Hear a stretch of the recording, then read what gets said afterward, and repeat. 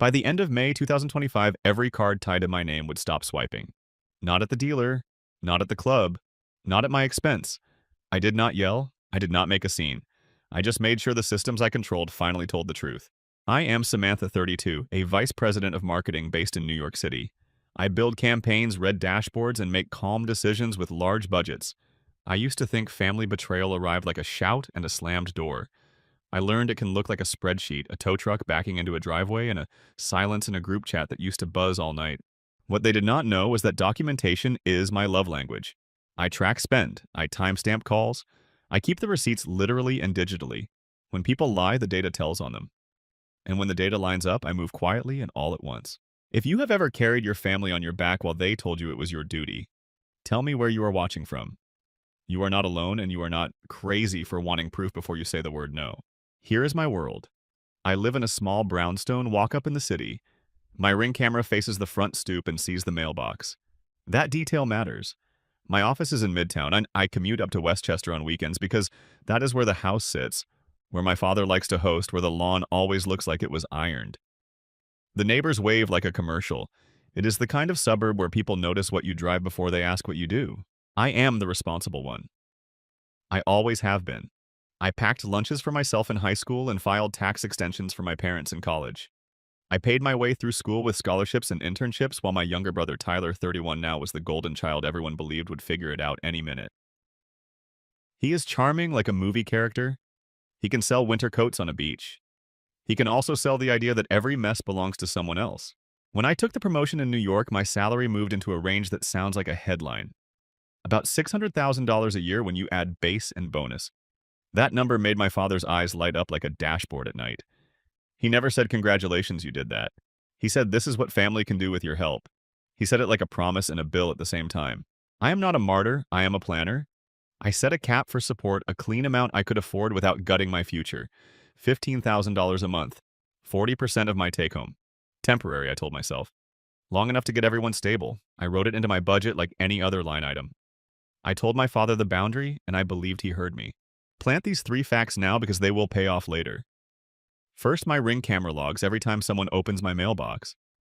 Second, my banking app records the location and device for every login and every authorized user request. Third, my family loves our group text and forgets that phones do not forget. Words live there like fingerprints. There is more context you need to understand why I moved the way I did. My mentor Evan is the one who reminds me that numbers are not just numbers, they are choices. He is the validator in this story, the person who listens when I say, "I think something is wrong," and answers, then measure it. My best friend Callie is my anchor. She holds my shoulders when I spiral and says, "You can be generous without being a doormat." My cousin Jenna is the revealer. She has a phone in her hand at every family event. Sometimes that is annoying, sometimes that is evidence. You will see which it became. My father is not a stranger to me. He is my father. I will call him by his name once so you have it. Robert. Robert believes that love looks like compliance and that a daughter's competence is a resource he can withdraw without asking. He says things like family first and means do what I want. He says I am still your father and means I am still your credit line. He wants to be seen a certain way in Westchester. That is how the red Italian car entered the picture. I will explain the car soon. For now, know this, the lease was in my name because I was the primary applicant. My father was an authorized driver. I signed to help him keep up appearances. That single signature is the reason a tow truck would one day hum down a quiet street at a very inconvenient time. I am not proud of every compromise I made, but I am not ashamed of trying to help the people who raised me. I am not a hero. I am not a villain. I am a daughter who learned to audit her life with the same precision she uses at work. That is the tone of this story. Dignified, self-aware, firm. By the end of May 2025, the boundary I wrote on a slide for myself became real. Cards stopped. Auto-pays ended. Doors that had been propped open with guilt and habit clicked shut. And because I do not bluff, I did not announce any of it in advance. I set lawful processes in motion. I let natural consequences arrive on their own schedule. We are just getting started. In the next part, I will show you the sacrifice pattern that trained everyone, including me, to believe I would always pick up the bill.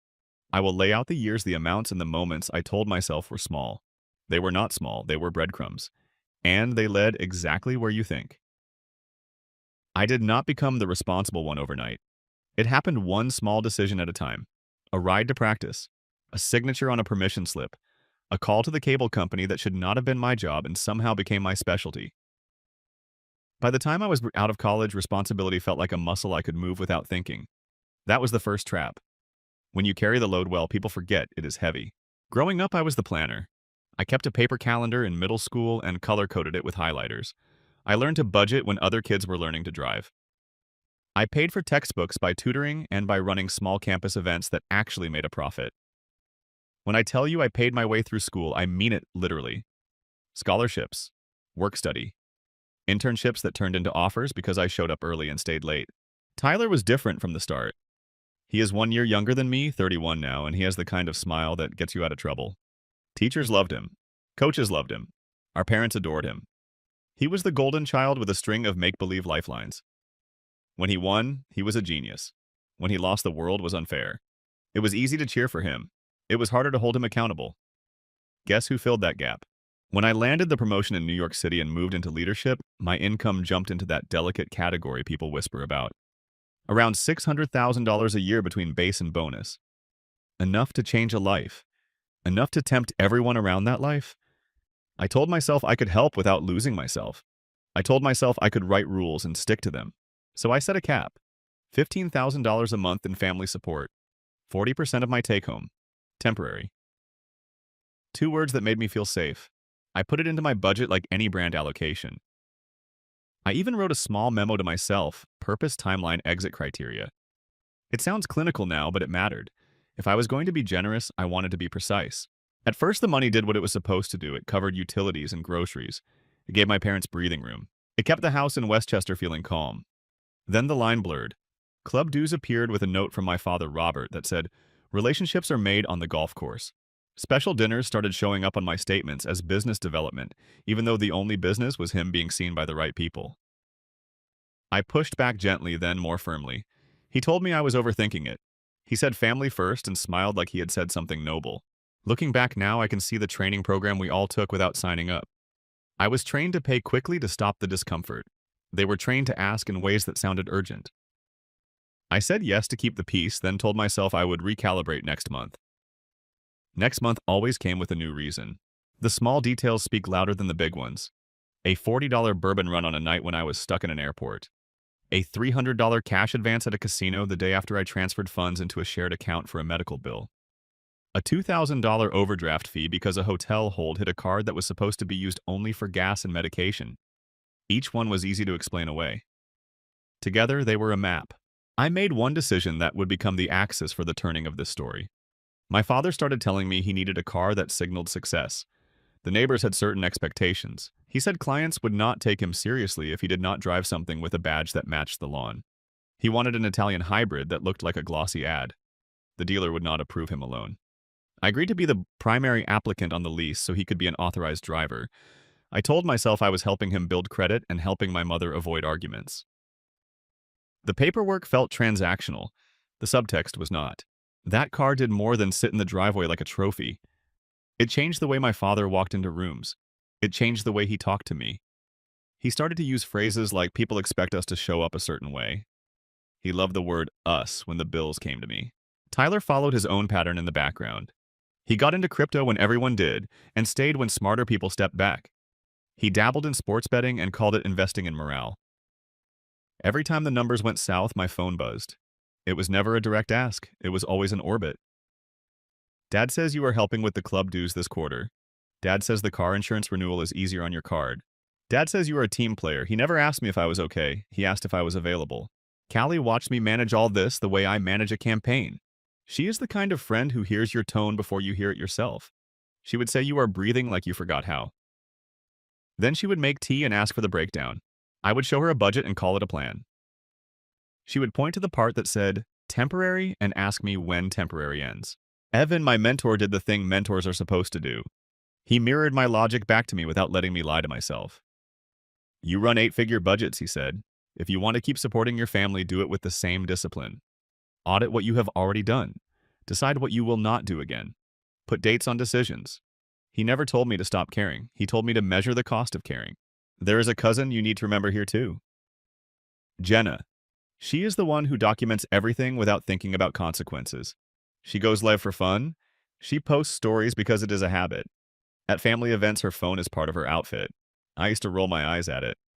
Not anymore. Looking back now, every 2 or 3 minutes of memory has a breadcrumb I can point to. My father reminding me you live under my roof long after I bought my own brownstone walk-up in the city. He meant my rules apply where I stand. Me sliding another transfer from my app while promising myself it was the last time. The line in our family group text that said she has it, she is fine, she can spot us until the baby gets here typed by my father. And heart reacted by relatives who liked the idea of my success more than they liked the reality of my boundaries. When I talk about the total, I want you to hear it slowly because I needed to hear it slowly too. Over 24 months from May of 2023 through May of 2025, I provided support that added up to $360,000. On top of that, there were gifts and supposed emergencies that totaled another $120,000. Because I was the primary applicant on the car lease, I covered around $6,500 a month for roughly 18 months, which comes to a little over $117,000. Put together, that is just under $600,000. Numbers like that can turn love into debt if you're not careful. I did not do all of this blindly. I kept records. I saved every receipt, every confirmation email, every transfer note. I gave my father a dedicated card with strict rules attached to it and wrote those rules down. Gas and medication only. He nodded and told me I was a lifesaver. Then the liquor charge showed up and I told myself it was a one-time thing. The moment that still stings came during a holiday dinner. We were clearing plates and my father lifted his glass and said to Samantha, "Our safety net." The room laughed like it was a sweet compliment. I smiled because that is what you do when a joke slices the air and you do not want the room to bleed. Later that night, I lay awake and repeated the words safety net until they sounded like a job title I forgot to accept. Back then, I believed I could fix this with nicer spreadsheets. I believed an updated cap or a stricter memo would change behavior that had never been forced to change. I thought I could outwork entitlement. That belief is its own kind of arrogance, and I can say that now because I have forgiven the version of me who tried. A pattern cannot continue without silent agreements. Mine were simple. Keep the peace, avoid the fight, solve the problem fast so I could focus on work. I did it to protect my schedule. I did it to protect my mother from my father's moves. I did it because my brother was about to become a father himself, and I did not want the house to feel tense. Every reason was understandable. None of them justified what followed. You might be wondering where the proof lives in all of this. It lives everywhere. In bank statements that read like a diary, in a Ring camera that quietly watched my mailbox, in a banking app that logged logins from places I was not, in a group text that turned my generosity into a given. The evidence was always there. I just had not pulled it together yet. Looking back now, I can see the day I turned toward the truth. It was a Tuesday when the calendar looked normal. Meetings, a lunch, a stop in Westchester to drop off groceries. There was nothing special about it, and that is exactly why it mattered. Patterns end on ordinary days because ordinary days are when you finally let yourself admit you are tired. I drove up after work, parked behind the red car, and carried in a bag of produce. The house smelled like lemon cleaner and bourbon. My father was on the phone in the next room telling someone I would co-sign anything because those girls at that level get paid well. He laughed. He said, "We are building our life." He did not whisper. He did not pause. He said it like the truth could not possibly cost him anything. I stood very still and looked at a picture of Tyler and his pregnant girlfriend on the fridge, held up by a magnet shaped like a golf ball. Next to it hung a tiny pair of baby socks. That is how entitlement hides. It wraps itself in family milestones and dares you to pull the thread. I did not confront him that night. I put the groceries away, I made tea. I drove home to the city and sat at my kitchen table with my laptop open. I did what Evan taught me. I started an audit. I opened a new folder and named it with the date. I dragged in bank statements. I took screenshots of group texts. I exported login histories from my banking app. I wrote a timeline. 2 years, 24 months, line by line, quiet work that would become loud. That is the sacrifice pattern. Years of being the reliable one. Months of money that turned into a story I did not want to read out loud. A family system that rewarded charm and penalized boundaries. None of it excuses what my father did next. All of it explains why I was the last to admit what I already knew. We are about to move from sacrifice to discovery. In the next part, you will see how suspicion became certainty, not because of a single dramatic moment, But because the evidence started to agree with itself, breadcrumb by breadcrumb, the truth walked out of the shadows and sat down at the table. The night I started the audit, I promised myself one thing: no dramatics, just facts. If I was right, the numbers would agree with me. If I was wrong, the numbers would set me free. Breadcrumb 1 came fast. My Ring app flagged motion on a weekday morning while I was on a Zoom. The thumbnail wasn't a blur or a trick of light. It was my father Robert at my brownstone stoop opening my mailbox, sliding out a thick envelope, and tucking it into his jacket. He looked straight at the camera, smiled and waved like he was borrowing a lawn tool, not removing my mail. I let the clip play. Then I downloaded it, labeled it with the date and time, and added it to a folder named Evidence. Breadcrumb 2 showed up that same afternoon. My banking app logs every login with location and device. A late-night entry from my parents' address in Westchester appeared next to a device I did not own. The next morning, an authorized user request hit one of my cards from an email handle that ended with my father's initials. I took screenshots and exported the access log. The audit was already doing its job.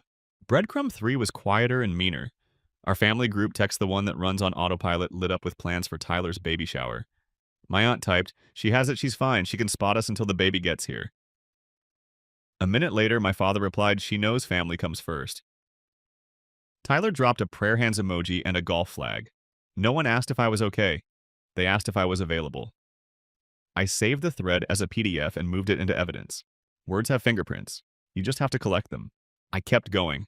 I pulled my credit report, all 3 bureaus. I read every line slowly. That is where Breadcrumb 4 lived.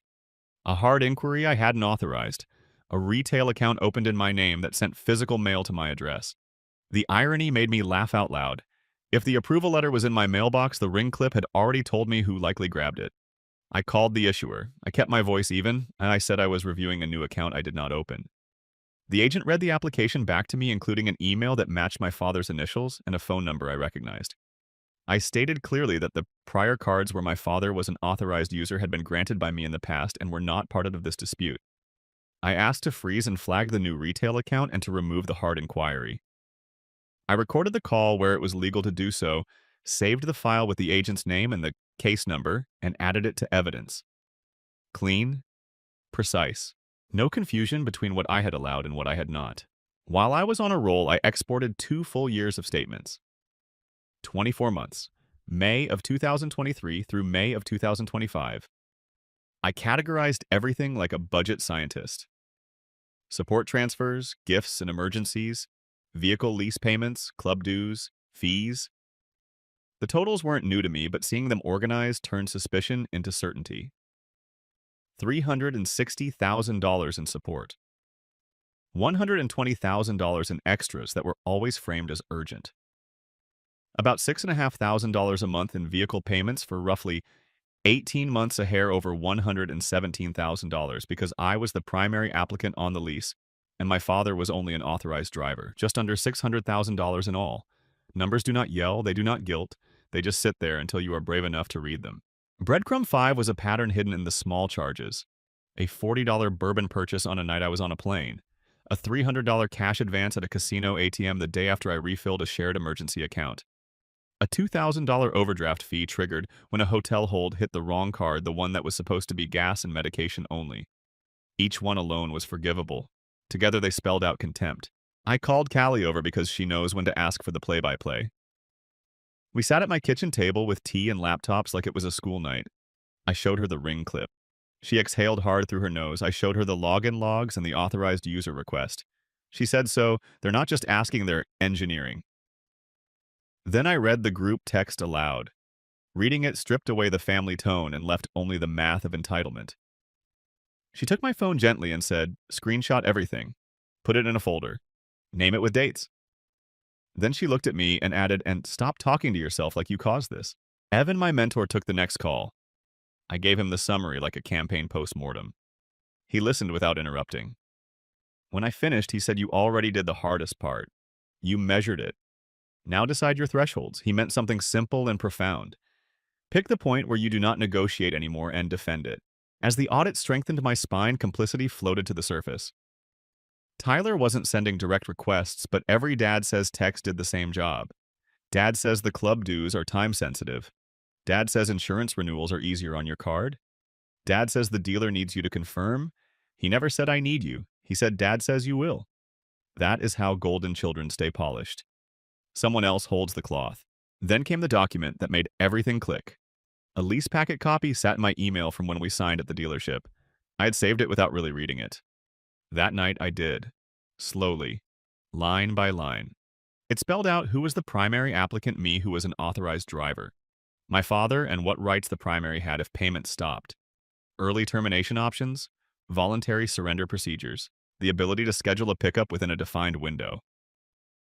I did not act on any of that yet, but reading it shifted the ground under my feet. Until that moment, the car felt like a favor I could not undo without causing a war. Now it looked like a contract with clauses that protected me if I was brave enough to use them.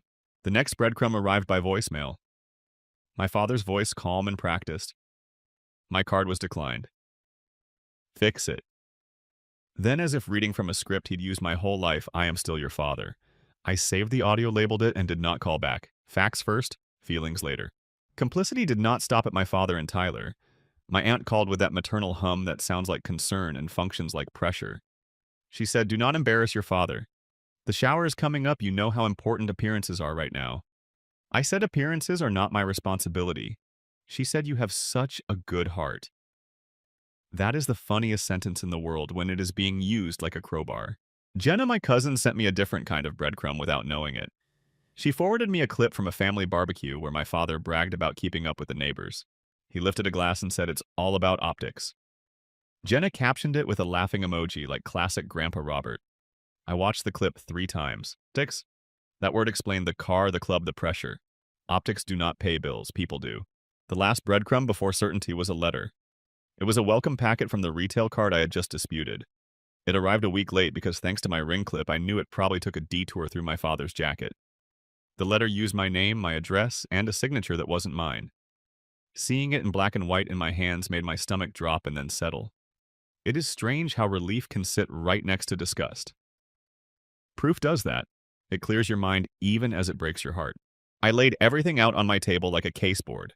Ring footage, login logs, group texts, statements and totals, lease terms, voicemails, the barbecue clip, the welcome packet. A simple timeline ran through the middle. 2 years of support, 1.5 years of car payments, weeks of requests that were never framed as requests, one holiday toast where I was called the safety net, one Tuesday when I overheard my father promise someone I would sign anything. None of these moments screamed on their own. Together they harmonized into certainty. That is when suspicion ended and clarity began. I was not imagining patterns, I was measuring them. And once you can measure a pattern, you can end it. I closed the laptop and stood at the sink, hands braced on cool porcelain, breathing like Callie had taught me. Calm inhale, longer exhale. I did not plan revenge that night. I planned accountability. In the next part, I will show you how the surface betrayal cracked open to reveal who helped, how long it had been running, and why the timing at the baby shower was not an accident on my part, but a consequence written into a contract. 3 layers, 1 revelation. Then finally, the sky stayed blue while everything else changed. Clarity did not arrive with a shout. It arrived with layers. I could finally name them. First layer, the surface betrayal. What happened? My father, Robert, used my trust and my credit like a personal banking product. He added himself as an authorized user on cards I originally allowed, and then stretched those permissions until the rules meant nothing. He opened a retail account in my name using his email handle and a phone number I recognized. He took mail from my brownstone mailbox, smiling into the Ring camera as if that lens were a neighbor. He liked sentences that ended with family first, and he said, "I am still your father," like a password that should unlock any door. Second layer, the deeper conspiracy. Who helped? Tyler never asked me for money outright. He let Dad says do the work for him. Dad says the club dues are time sensitive. Dad says the insurance renewal is easier on your card. Dad says the dealer needs you to confirm. My aunt supported the performance with lines about not embarrassing my father and keeping the peace before the baby arrived. Even my cousin Jenna played a part she did not mean to play. She filmed moments we all thought were harmless. A backyard toast where my father bragged about optics. A glance between Tyler and my father whenever the bill arrived. No one forged my signature to my face. They just built a story where my success was a communal resource and my consent was assumed. Third layer, the pattern recognition. how long it had been running, and what it really was. This was not a rough month. This was a 2-year system. 24 months of support that totaled $360,000, $120,000 in gifts and supposed emergencies. Around $6,500 a month for roughly 18 months to cover the car lease because I was the primary applicant and my father was only an authorized driver. Just under $600,000 in all. The math did not accuse me, it absolved me. I was not overly sensitive, I was accurate. The layers snapped together in one scene, a baby shower in mid-May, Westchester at its glossiest. The lawn looked pressed. The balloon arch was pastel and expensive. The playlist hopped from oldies to early 2000s. The sky was the kind of blue that makes you forget weather exists. People mingled and praised the future. My hands were steady because I had already done the hard part the night before. I had organized the evidence and read the lease packet like it was gospel. I had also taken one step that mattered more than any speech I could give. As the primary applicant on the car, I had initiated an early termination through a voluntary surrender documented in writing with the leasing company.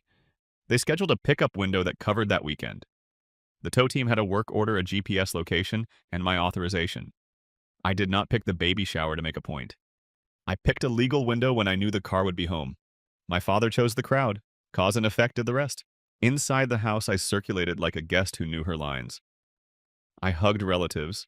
I answered questions about work with short, polite sentences. I could hear my mentor, Evan, in my head. Pick your thresholds and defend them. I was about to. The room shifted when my father approached. He wore the smile he saves for neighbors with titles.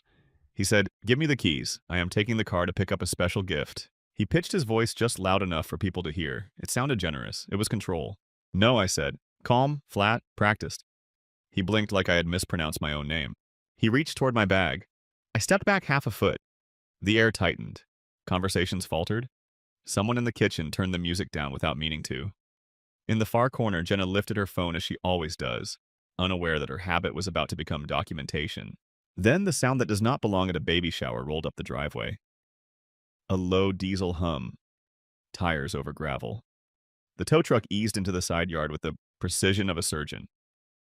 The driver checked the address, the plate, and his work order. I walked outside because I am the person who signs things with my full legal name, and on a voluntary surrender, my signature is the one that matters.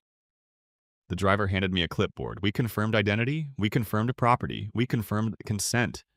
There was no scene to make. It was a contract completing itself. Around me, the symbols were loud. Pastel balloons bobbing in a breeze, the smell of sugared frosting. Grass so green it looked edited. The tow bed tilted with a hydraulic sigh. The car rolled forward in neutral and then rose smooth and inevitable until it sat level with the horizon. For a second, it looked weightless. That is how a status symbol ends. Not with a smash, but with a gentle lift and a set of straps. I went back inside. The house had gone still in that way. Rooms go still when people do not yet know which script to use. I did not raise my voice. I put my laptop on the dessert table beside a tower of cupcakes. I opened a short deck. Not dramatic, just facts. Slide 1, 24 months, $360,000 in support. Dates, transfers, notes. Slide 2, $120,000 in gifts and emergencies. Line items with short descriptions. Which months, which reasons. How often the word urgent had been used. Slide 3, vehicle lease payments. Approximately $6,500 per month for roughly 18 months, a little over $117,000 total.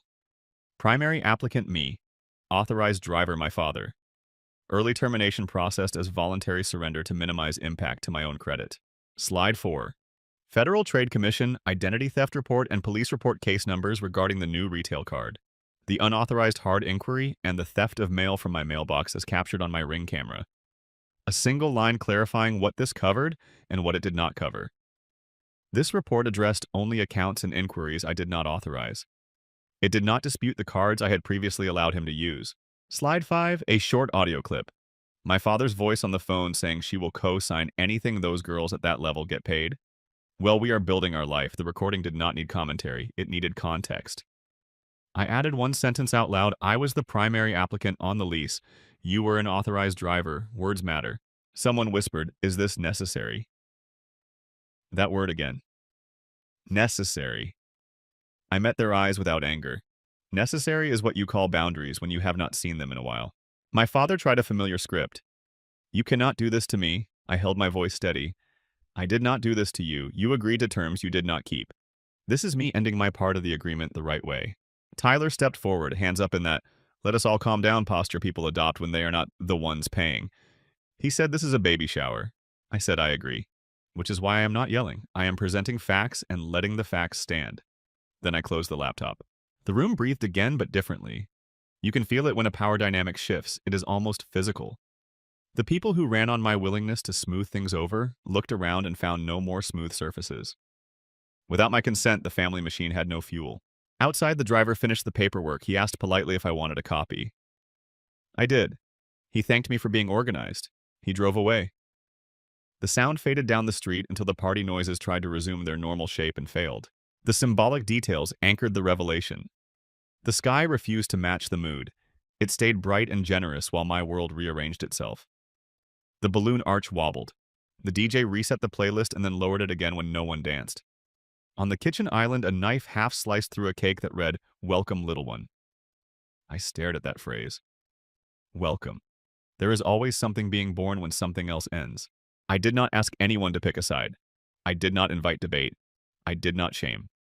I simply let the truth arrive at the exact speed of cause and effect. The car left because the lease had been lawfully ended. The money ended because the support agreement I had with myself finally meant something. The narrative ended because the evidence had finished its presentation. Every breadcrumb from the last 2 years connected in that moment. The ring clip explained the missing mail. The login logs explained the midnight access. The group text explained the entitlement. The lease packet explained my rights. The totals explained my exhaustion. The barbecue toast about optics explained the obsession with being seen. And even Jenna's habit of filming explained itself. Sometimes documentation is a nuisance, and sometimes it is civic duty. Awakening is not about rage. It is about alignment. Facts line up. Values line up. Actions follow. I did not need anyone to admit fault. I needed to stop participating in my own depletion. That is the revelation that matters.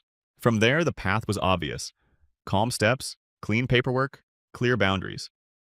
In the next part, I will show you exactly how I turned that moment into a process. Evidence compiled, calls made, agencies notified, contracts closed the right way. No shouting, no threats, only systems doing what systems do when you feed them proof and refuse to back down. Awakening gave me clarity. Clarity gave me a checklist. I did not argue, I executed. First, I finalized the file. Every bank statement, text screenshot, ring clip, login log, lease page, voicemail, and timeline lived in a single evidence folder labeled by date. I wrote a one-page summary so any banker, lawyer, or investigator could grasp the facts in a minute. Second, I secured my credit. I placed freezes with all 3 bureaus and set fraud alerts. I disputed the unauthorized hard inquiry and the retail account I did not open. I attached my Federal Trade Commission identity theft report and my police report, both specific to the retail card, the inquiry, and the theft of mail captured on my Ring camera. I did not dispute prior cards I had explicitly authorized for my father. Clear lines prevent confusion. Clear lines prevent. Third, I shut the money doors. I removed my father as an authorized user on every card. I canceled all autopays linked to his bills. I closed the old emergency account. I initiated charge disputes only for clearly unauthorized transactions and let the bank handle what qualified under their policies. I did not rely on peer-to-peer app reversals for payments I had approved. That is not how those systems work, and pretending they do only delays real solutions. Fourth, I finished the car. Because I was the primary applicant on the lease and my father was only an authorized driver, I processed an early termination as a voluntary surrender in writing with the leasing company. The pickup happened inside their scheduled window, which is why the tow truck rolled in during the party. It was not a stunt. It was a contract completing itself. I requested documentation so the termination would show as voluntary, and the impact to my own credit would be minimized. Fifth, I drew legal and workplace boundaries. My attorney petitioned for a temporary restraining order to prevent harassment at my apartment and office.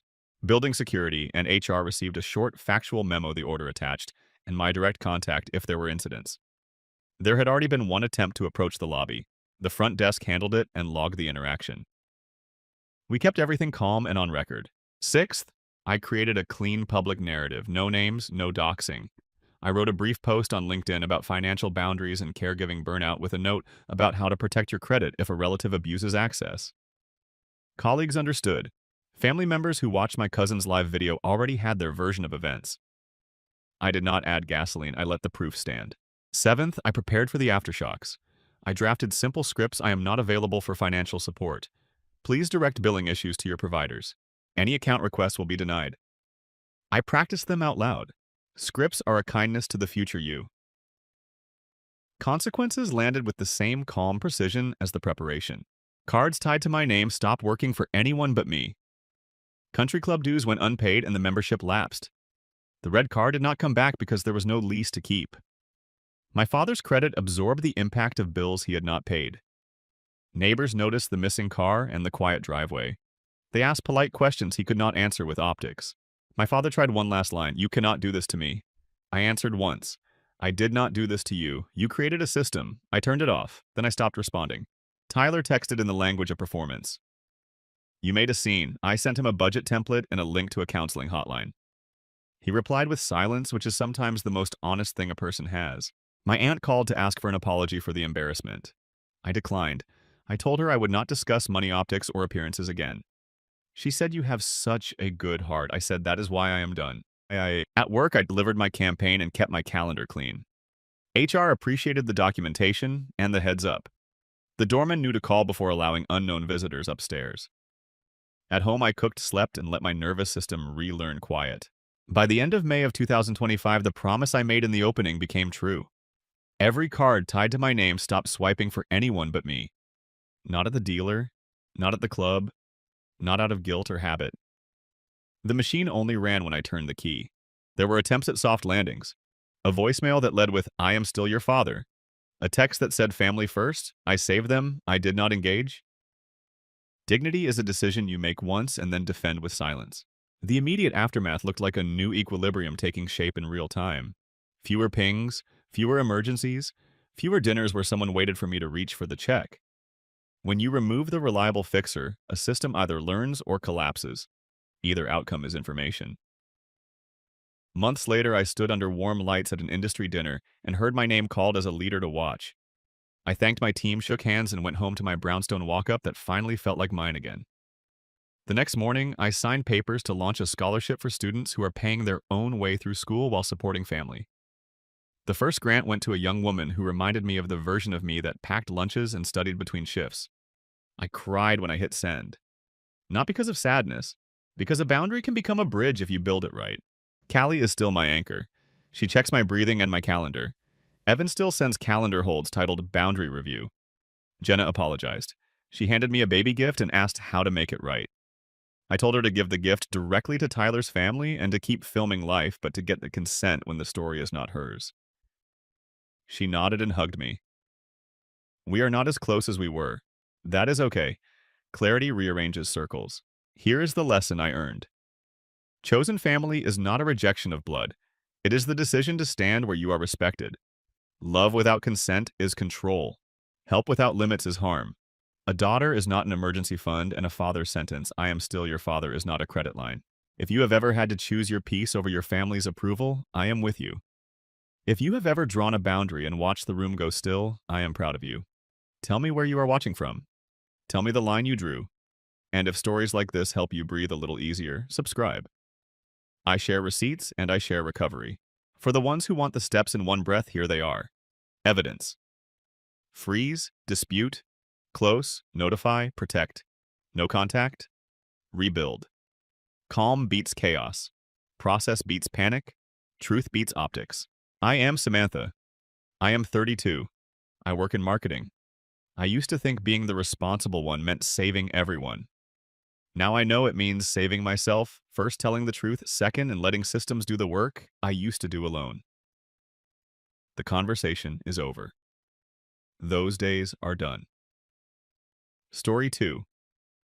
By the next morning, the wedding that used my address without my consent would not exist.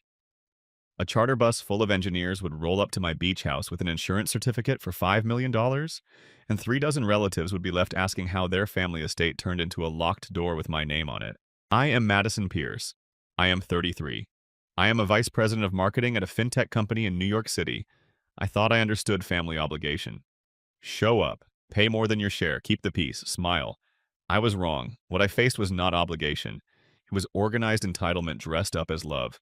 What they did not know was that I document everything. Quietly. Patiently. I had already built a paper trail for 30 months because something never sat right. Transfers, receipts, screenshots, voicemails. I do not raise my voice, I raise the receipts. If you have ever carried your family so hard your back ached, tell me where you are watching from. Kitchen table. Bus ride. Night shift break. I see you. This is for you. Here is who I am and where this happened. I live in Soho during the week and spend weekends at a cedar shingle house in Montauk. The ocean air curls your hair and the deck faces sunrise. The deed is in my name. Not our name. Mine.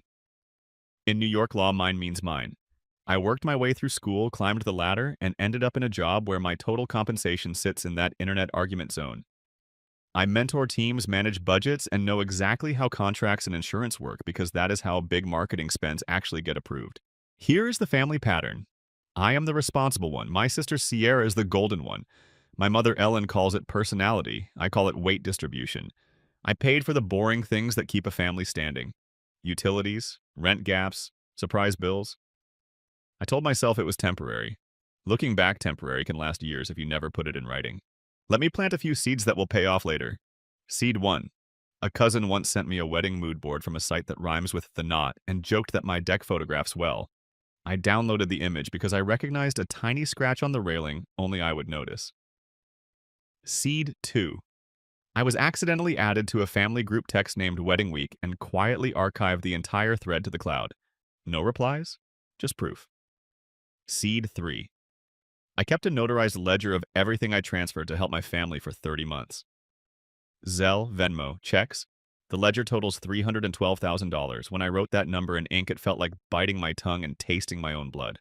A quick note on how the offsite you heard about could happen so fast because I know someone in the comments will ask. My company keeps a short list of pre-vetted partners for retreats. They have template contracts and can issue insurance certificates the same day when needed. That detail will matter. It is the difference between chaos and control. Self-portrait without pity. I am competent to a fault. I alphabetize my spice rack and forget to ask for help. I say yes too often because it is faster than explaining why no is the right answer. I believed generosity spoke for itself. It does not. You have to speak for it. So when an envelope slid through my Soho mail slot with decal-edged invitations that printed my Montauk address under ceremony and reception, I did not explode. I inhaled. I opened a folder called Wedding Situation. I dropped the photo in. I dropped the group texts in. I dropped bank statements in. And then I did the one thing my family never expected. I stopped making it easy. This is where the story starts to turn. To understand why I chose quiet power over loud drama, you need to see the pattern that trained me to pay first and ask questions, never. Let me take you back to the years of sacrifice that made the betrayal feel both shocking and, if I am honest, almost inevitable. I did not wake up one day and decide to be the responsible one. I grew into it the way a tree grows toward a window, bending toward the only light available. Report cards came home on time because I double-checked the backpack. Permission slips were unsigned until I slid them under a pen.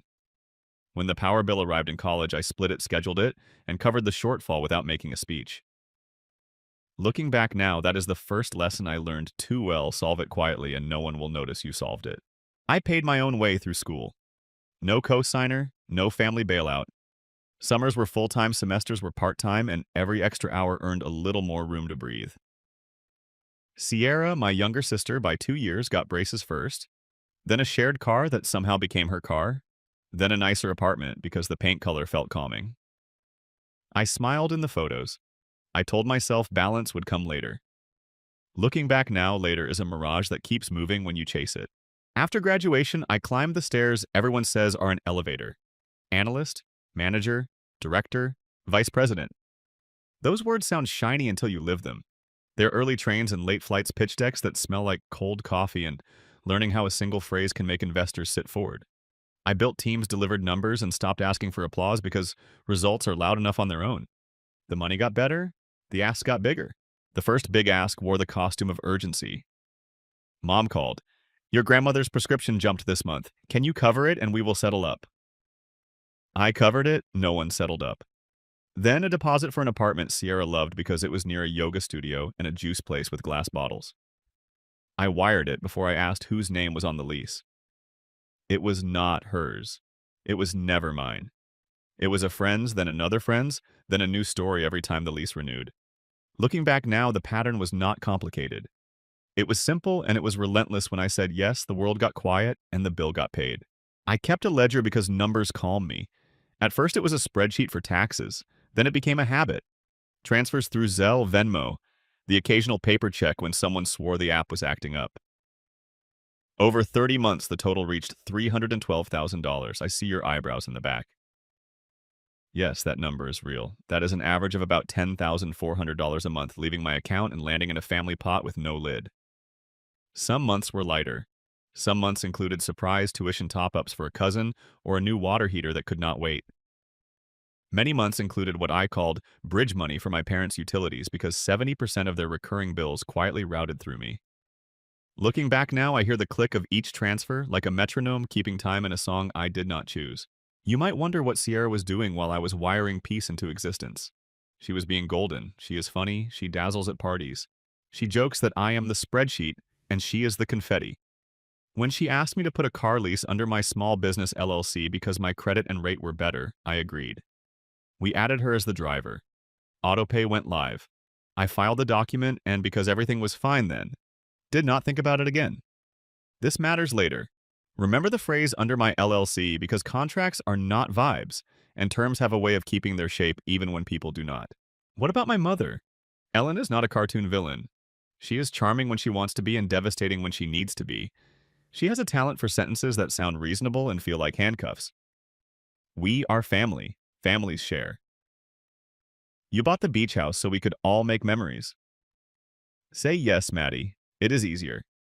I said yes, and it was easier for about 5 minutes. Then it was heavier for months. Looking back now, ease is a down payment on weight you carry later. The Montauk house amplified everything. I bought it with my money in my name, and the deed says what the deed says. But language in our family started to slide. People stopped calling it my house and started calling it the beach house. A subtle shift, a dangerous one. Relatives came out in the off-season and posted sunset photos with captions like, home. At first it made me proud. Then it made me nervous. I reminded people to ask first. I changed the smart lock codes. I told myself boundaries do not require a press release. Looking back now, boundaries without enforcement are wishes. There were smaller moments that should have rung louder. Sierra asked to host an engagement photo shoot on the deck for an hour or two you won't even notice. I said yes because I am not a monster. The photographer tagged the location with my address. I messaged to remove it. They did not. A cousin replied, "Oh, come on, it is family." I saved the exchange and put it in a folder by instinct. It was the first breadcrumb I did not want to name. Entitlement does not start at full volume. It whispers. It says, do not be dramatic. It says, you think you are better than us now. It says, you are the one who can afford it. It says, this is your role, and if you say no, it says you are selfish. Over years, those sentences trained me better than any seminar. I became the person who paid instead of the person who pushed back. I kept the peace so long the peace looked like a bill with my name on it. Through all of this, my work life kept expanding. I learned how insurance actually works in practice. I learned why vendors demand certificates naming a property as additionally insured. I learned the difference between a contract you wish you had and a contract you actually signed. Those little lessons will matter later because the people who underestimated me assumed kindness and competence never overlap with leverage. They were wrong.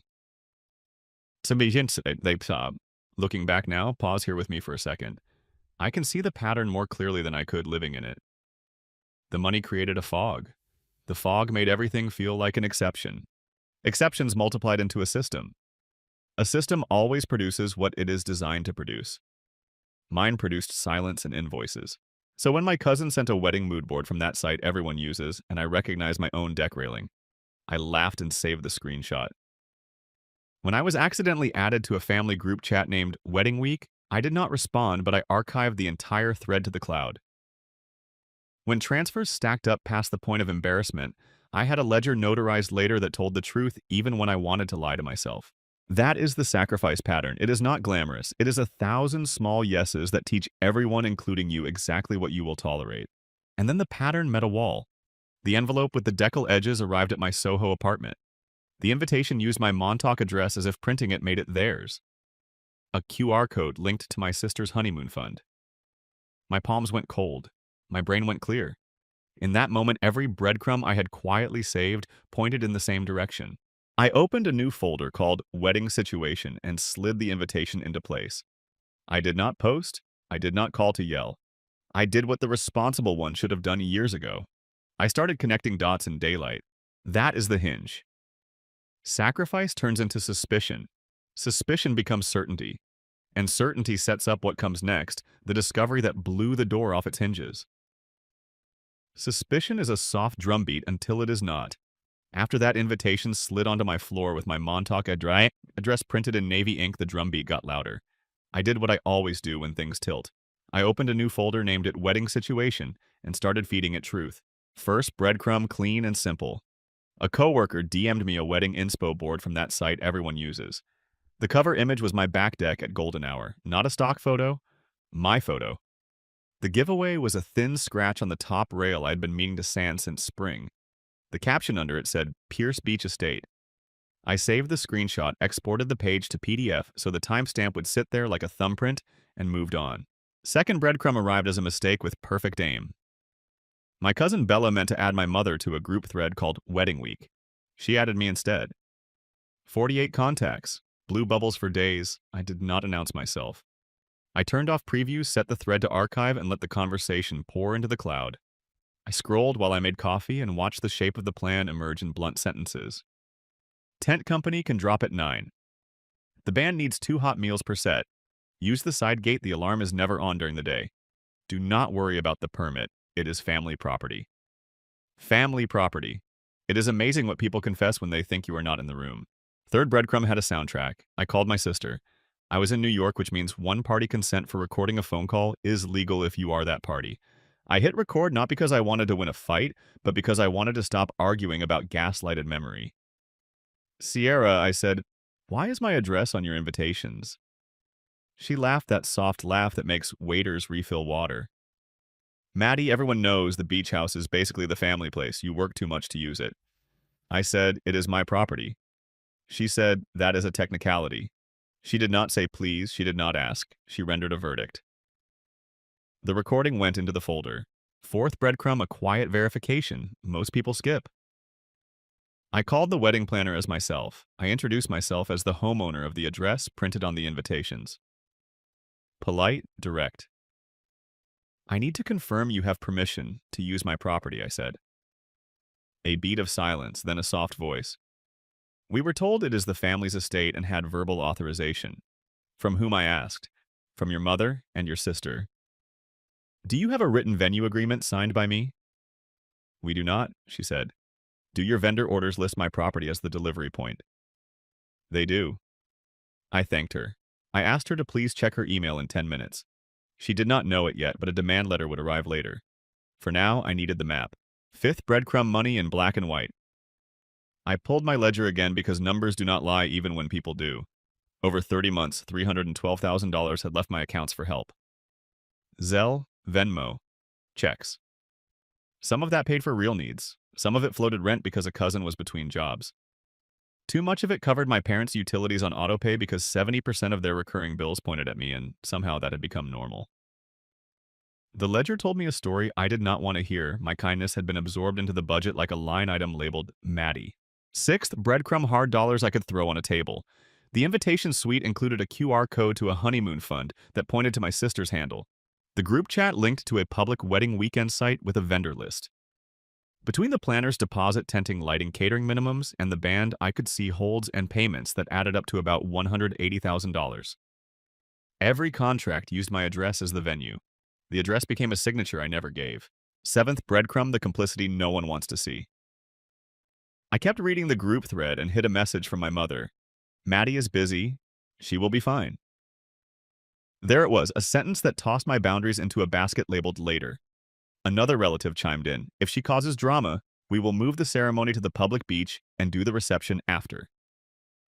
It is all the same. It is not all the same. A public beach is public. My home is not. The breadcrumb I did not expect fell into my lap that afternoon when Bella, bless her clumsy thumbs, texted me a PDF and wrote, in case you want to peek at the seating chart, she thought she was sending it to my mother. The file name read Final Seating Chart at Maddie S. I opened it and saw my living room labeled lounge area and my kitchen labeled dessert station. They had placed a bar where my reading chair sits. They had turned my home into a map without asking the cartographer. At this point, I could have driven to Montauk and staged a scene. That would have been the movie version everyone expects. I chose the version that holds up in daylight. I kept collecting. Every 60 seconds I asked, what proof would a stranger need to understand this? Then I got it. I checked my email and found a flurry of vendor confirmations that had somehow found their way into a junk folder attached to an old account I still used for subscriptions.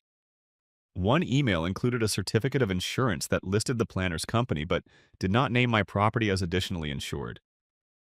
That is not how any of this works. If you know corporate events, you know you do not set foot on a property without naming it on the certificate. That detail became a lever. I called Callie, my friend who handles cleanup when people light their reputations on fire and then act surprised by the flames. Do not post, she said. Document. Breathe. This will go public, but you will decide when. Also, pull together a clean timeline. If you ever need a judge, the judge will care about dates, not vibes. Then she said the thing that clicked everything into place. Find a clean block, a contract that locks the property for the same days, not in revenge, in protection. I said I can do that. Before I moved to action, I wanted one more piece that would snap suspicion into certainty. I visited my parents for coffee. I kept my voice light and asked about the wedding. My mother smiled and said, we do not need to make this complicated. My father watched a bird feeder through the window and said nothing. The television hummed in another room. Then my mother's phone rang and she answered on speaker without looking. Hi, this is Lila from the tent company. We are confirming the 9 a.m. drop at the side gate of the Pierce house. My mother said, yes, use the side gate. The alarm will be off. She glanced at me and lowered the volume. I heard enough. Overheard conversation recorded by no one and etched into my spine. That night, I sat at my kitchen table in Soho, spread the evidence into a timeline, and read it like a stranger would. Invite printed with my address. Mood board with my deck. Group chat using my house like a community center. Phone call with my sister where ownership was called a technicality. Planner admitting there was no signed venue agreement. Seating chart labeling my rooms. Vendor certificates without proper naming. Overheard confirmation of a delivery time. Ledger showing $312,000 in support over 30 months that taught my family I would absorb the cost of whatever story they wrote. This is where suspicion became certainty. It was not a misunderstanding, it was a plan. Not just my sister's plan, a plan my mother endorsed, and extended family normalized because it was convenient. They did not ask because asking makes room for an answer. The last breadcrumb I laid down for myself was a question. If I were a judge, what would I want to see before I took action? The answer was simple. Ownership documents. A clean record of consent revoked. A measured response that protected property without escalating harm. I printed the deed. I printed bank statements. I printed the call transcript. I printed the emails. I slid everything into a binder with tabs because sometimes power looks like office supplies. By then my pulse had slowed. I was past outrage and into clarity. I could see how long this had been building, how many people had looked at my boundary and called it flexible. How easy it had been for me to say yes because yes is faster. That is when the next phase clicked into place. Surface betrayal, deeper conspiracy, durable pattern. I had all three. What I needed now was a clean reveal that would hold in any light, even the harsh kind. I knew exactly where to do it, and exactly what to show. And this matters for the logistics you heard teased at the beginning. Remember that note about pre-vetted partners and same-day insurance certificates? That was not bravado. That was groundwork I had already laid in my professional life, the kind you only notice when you need it. I would put it to use soon, not as a stunt, but as a shield. The discovery was complete. The story was no longer a question mark. It was a timeline with receipts, names, and dates, which meant it was time for the turn. The awakening was not loud. It was a decision spoken softly. Not this time. Next came the revelation, the 3 layers laid bare, followed by the plan. Calm, calculated, legal, and very hard to stop. Clarity is quiet. After I laid out the timeline on my kitchen table, the anger drained, and what remained was a steady yes to myself. Not this time. 2 days before the rehearsal dinner, I drove to Montauk. The gravel under my tires sounded like a zipper closing. Hydrangeas were that late summer blue that looks painted on. Salt hung in the air. I unlocked the door, stepped onto the deck, and let the ocean move without me for a minute. The sky was still blue. That detail mattered. The world was steady. I could be too. I walked the perimeter. White chalk marks dotted the lawn where a tent crew had measured. A pink ribbon on a stake read, "Dance floor here." A sticky note on my kitchen island said dessert staging. Someone had mapped my home like a venue and never thought to ask the person who holds the deed. I pressed my palms into the rail until the wood warmed. Then I took out my phone and started photographing everything with timestamps. Sensation turned into documentation. Relief followed. Surface betrayal first, clean and undeniable. They printed my address on invitations. They pinned my property on a map. They booked vendors to deliver through the side gate at 9 in the morning. They planned a 3-day event for roughly 180 guests and assumed consent would catch up with the plan. It would not. Deeper conspiracy next, because no one does this alone. My sister called ownership a technicality. My mother promised vendors the alarm would be off. 48 relatives chatted in a thread named Wedding Week and treated my living room like a rental hall. The planner accepted verbal assurances from people who do not own the house. This was not a misunderstanding. It was a system that relied on me staying polite. Pattern recognition lasts the part that hurts and heals at the same time.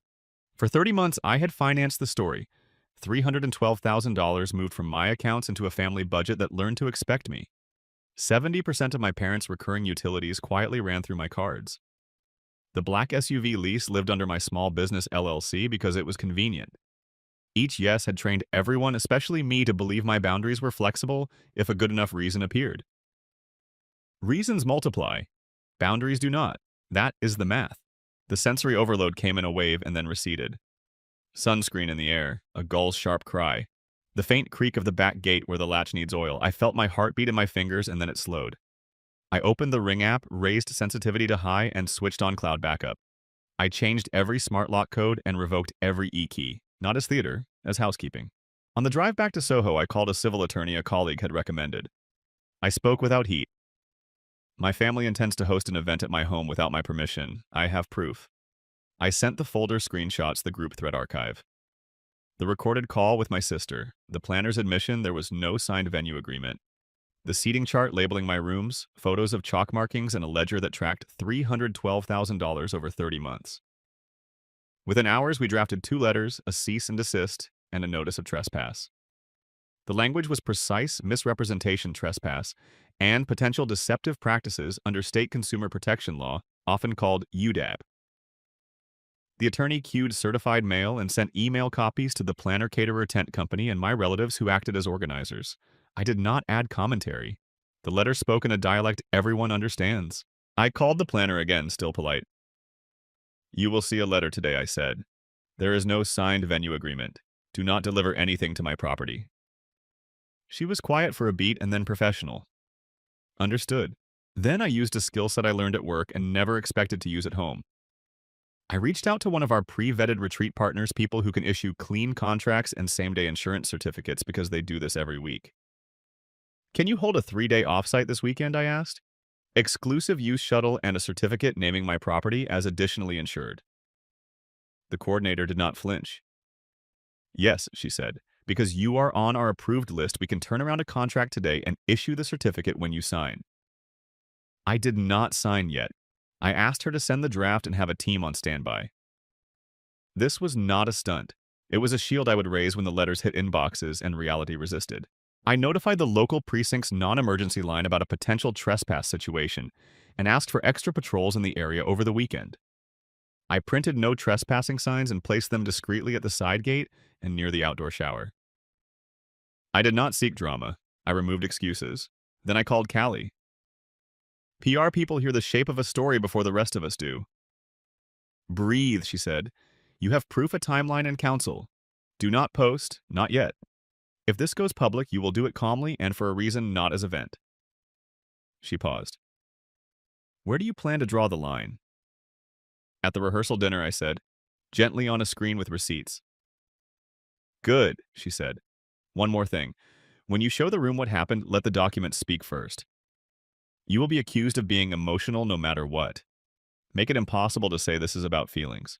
That night back in Soho, I built the deck. Not a speech, a sequence. Invite with my address. Map pin labeled family estate. Group chat lines about the side gate. The call transcript where technicality did the heavy lifting. The seating chart with my kitchen labeled dessert station. The planner's email confirming there was no signed agreement. The letters with my attorney's signature block. The draft contract for the offsite with the exclusive use clause highlighted. Each slide wore a timestamp like armor. I added a single slide between the documents. A photo I took that afternoon of the hydrangeas at the fence line. Blue holding on in late summer. The caption read, "The sky was still blue." A reminder for me that steadiness is not silence. It is choosing the right lever and pulling it once. Before I shut the laptop, I double-checked the logistics that had to be airtight. I confirmed with the retreat partner that a bus and coordinator could roll within hours of signature, and that the insurance certificate naming my property would be issued the same day. I tested an HDMI adapter because nothing spoils a truth like a cable that will not cooperate. I packed printed copies of the letters for the planner. I charged my phone, backed up the folder again, and put the binder with tabs, deed ledger, emails, transcripts into my bag. Not because I planned to thump it on a table, but because the weight reminded me I had already done the hard part. Here's the revelation layered and complete. What happened? My family tried to stage a wedding at my home without consent and called ownership a technicality. Who was involved? My sister, my mother. A planner who took verbal promises and relatives who normalized it in a 48-person thread. How long it had been planned long enough to turn my rooms into a seating chart and my boundaries into a rumor. How long I had been trained to accept it, 30 months of financing peace that never arrived. I went to sleep early. Windows open. City sounds trading places with the ocean in my head. I woke before dawn with one sentence ready. Calm is not weakness. Calm is control. Morning would bring the rehearsal dinner and the screen on a white wall. I did not need to rehearse outrage. I had a timeline, 2 letters, a draft contract waiting for my signature, and a room full of people who would have to decide whether they believed a feeling or a fact. That was the moment of truth, not loud but bright. The breadcrumbs were now a map. The map led to a door. I had the key. Rehearsal dinner, Manhattan. A private room with a white wall and a projector that had already met my HDMI adapter an hour earlier. I kept my voice level, no theatrics. When the toasts opened, I stood. I want to say something before dessert. Slide 1, the invitation with my Montauk address printed under ceremony and reception. No commentary, just the image. Slide 2, the map pin labeled Family Estate.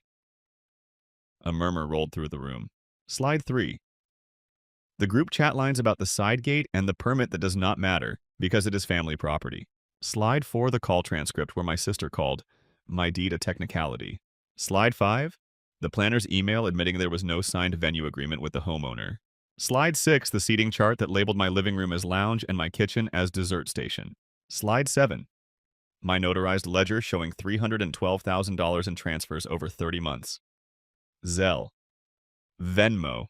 Checks. 70% of my parents' recurring utilities routed through me. I let the number hang until the room got very still.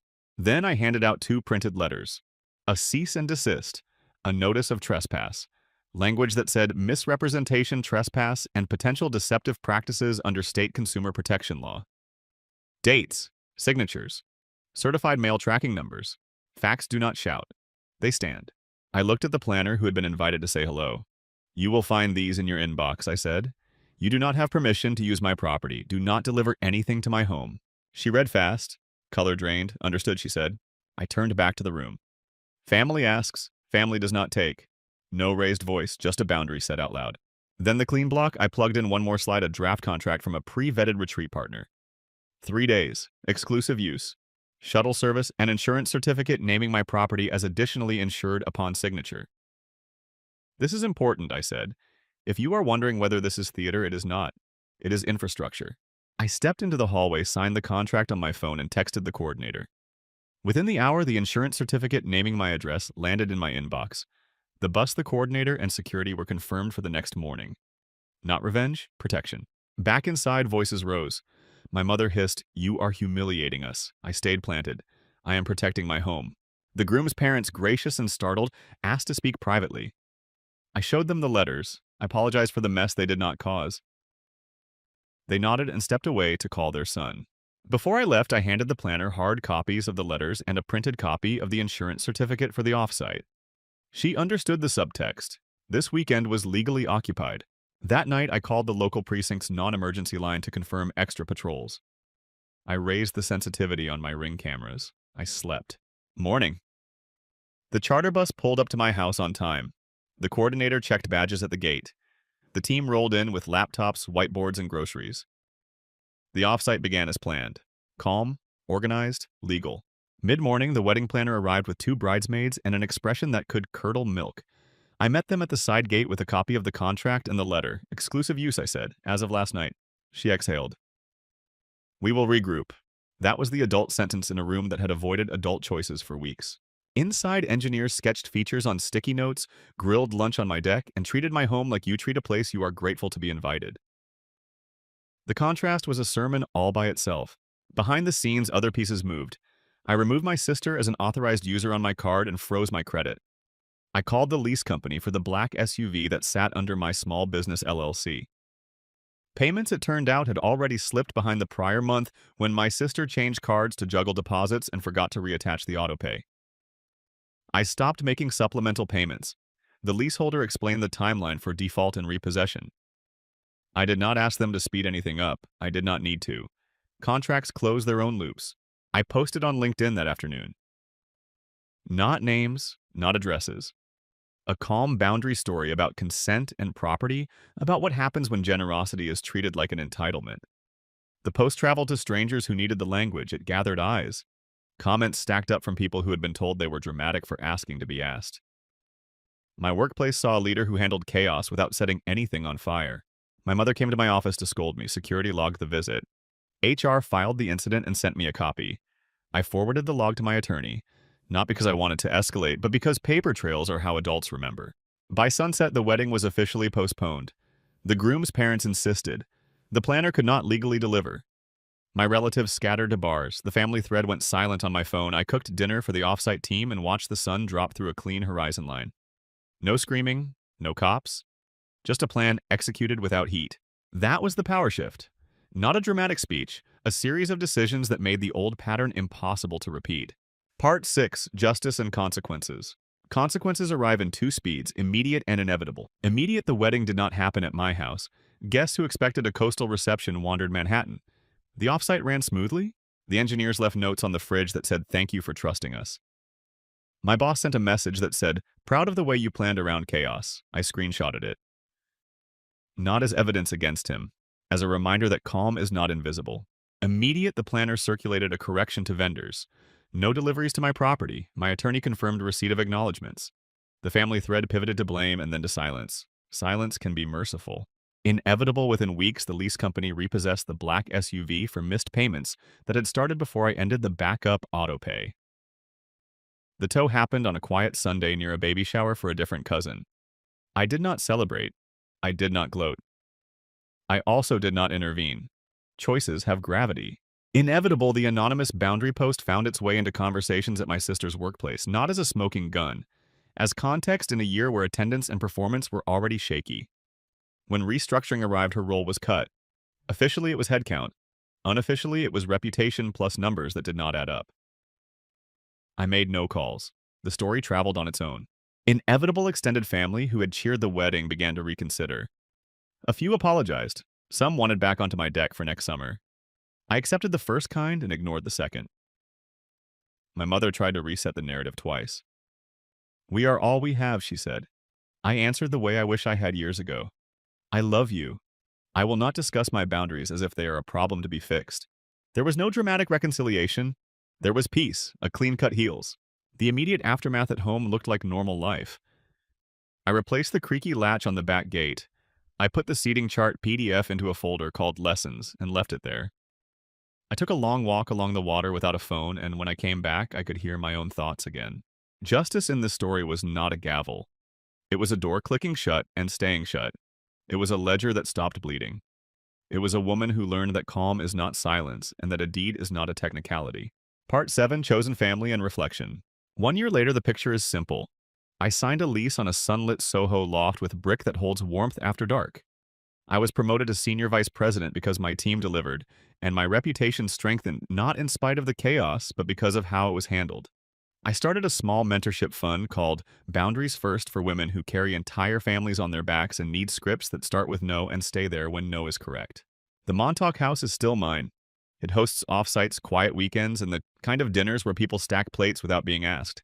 Friends text before they come. Neighbors leave flowers on the railing and never tag the location. My chosen family fits around a table that does not wobble. Here's the lesson I wish someone had given me sooner. Generosity without consent is performance. Boundaries are not walls, they are doors with locks and a welcome mat. You decide who enters and when. Saying no makes your yes honest. Have you ever had to choose between keeping the peace and keeping yourself? If you have, tell me in the comments where you are listening from and what line you drew. I read them. I learned from them. If you want more stories where the calm one wins by staying calm and bringing the receipts, subscribe. There are more. For the record, the sequence that saved me is not complicated. Sacrifice, betrayal, awakening, revenge, justice, peace. Not revenge like shouting, revenge like letters sent, locks changed, contracts signed, and the sky still blue while you build a life that does not apologize for existing. What they did not know was that I had proof. What they know now is that I have peace. Story 3. By Sunday night, a finance company's flatbed rolled away from my Aunt Denise's Upper East Side brownstone with a bright orange McLaren strapped to its bed. And by Tuesday morning, our board had an emergency session on the calendar to address my brother's leadership. That is how quickly the facade cracked. I am Samantha Rhodes, 32, Vice President of Marketing at our family-owned hospitality and events group in Manhattan. For years, I thought I knew betrayal. Office rumors, clients who smile while they shop your ideas down the street, deals that die in silence, but I was not ready for betrayal with a house key in my last name. What they did not know was simple. I keep everything. Email headers, not just screenshots, bank transfers with memos and timestamps, security footage from our prep kitchen where we posted clear notice that audio and video recording is in use for safety, vendor contracts writers, and signed non-disclosure agreements that protect our trade secrets, supplier lists, and proprietary prep methods. Organization is my love language, but it is also my shield. If you have ever carried your family like a second job, tell me where you are watching from. Drop your city. I see you. My brother is Brandon, 29, newly crowned Chief Executive Officer after a 60th birthday meets shareholder party that smelled like lemon tarts and tasted like deja vu. He is the golden child. I am the reliable one. That is the family story. It plays at every holiday. It had a playlist long before either of us learned to pour a glass of wine without touching the rim. Here is the piece you need to hold on to. 3 days before his coronation, an email left Brandon's laptop that canceled the Langston Manhattan hotel partnership I had built for 6 months. $3.4 million. Not renegotiated. Canceled. He sent it using my sign-off line pasted beneath his. I did not know that on the day it happened. I would learn it later the way you learn a storm started miles away while you were sweeping a porch under blue sky. Another detail to pocket for the payoff. For 3 years, I covered family and company gaps with steady transfers that added up across the $500,000 mark. Roughly 40% of my pre-tax income moved out of my account like clockwork. I told myself it was temporary. I told myself loyalty was investment. I told myself later we would square up. Later is a generous word when you are the one paying. At work, I built a supply chain you could taste. Long Island oysters that still smelled a little like Tide. Hudson Valley produced that snapped under a knife because it had not ridden a truck across 3 time zones. We paid more and we got better, and I sold the story because it was true. That is branding when branding is honest. And still underneath the applause, the script was being rewritten without me in the room. I saw the first smudges when invoices from a national distributor appeared again, the same bulk supplier we had left behind. I heard the second, when a private family thread cheered my removal from executive meetings and called it focus. I felt the third when a forensic accountant friend, Evan Kim, flagged metadata that did not lie. The sign-off on that cancellation was mine. The digital footprints were not. This is important. I did not yell, I did not threaten. I took notes. I called my allies quietly, Callie Price, our PR anchor, who understands when to go soft and when to go loud. Evan, who reads numbers the way chefs read heat. 3 attorneys who speak employment, corporate, and securities like native languages. I told each of them I wanted to do this calmly and correctly. They believed me because my voice did not shake. And one more seed for what is coming. When that McLaren left the curb on Sunday, it was not because I pounded a table. It was because the lender and the bank did what lenders and banks do after formal notice of missed obligations and material risk changes. I did not need to shout. I needed to document. So how did we get here? How did a family celebration turn into a public reckoning and a controlled reset of my life? To answer that, I have to rewind to the pattern that made this outcome inevitable, the years when I was the dependable child and he was the chosen one, and all the small yeses that set up one very necessary. Rewinding makes the picture sharper. Once you see the ending, the opening scenes stop pretending to be innocent. I grew up as the reliable one. I made lists, finish chores early, and learned to stretch $1 until it squeaked. My parents, Robert and Elaine, loved us both, but they loved Brandon's potential out loud. He was the future. I was the present tense that kept the house running. I funded my own degrees. Nights answering phones at a hospital switchboard. Mornings packing bags at a deli in Queens for a little extra cash and a lot of free coffee. Afternoons interning wherever someone would trust me with a login. I learned to write copy that sounded like it belonged to design deck slides that spoke before I did, and to read a room 10 beats ahead. The day I graduated, I paid off my last semester's balance with 3 clicks and a held breath. No balloons, just quiet relief. Brandon's path looked different. Our parents financed his prestige business program. They called it positioning. The heir to a hospitality vision needed the right pedigree, the right blazer, the right address. When he needed a bridge between stipends, a family card appeared. When he wanted to lease a car that turned heads, the down payment showed up. None of that is evil on its own. It is how families invest when a story has already cast its lead. Looking back now, I see how roles hardened into rules. Mine was to figure it out. His was to be figured out for. When I joined the family company full-time, it was not glamorous. I was not steering brand strategy on day one.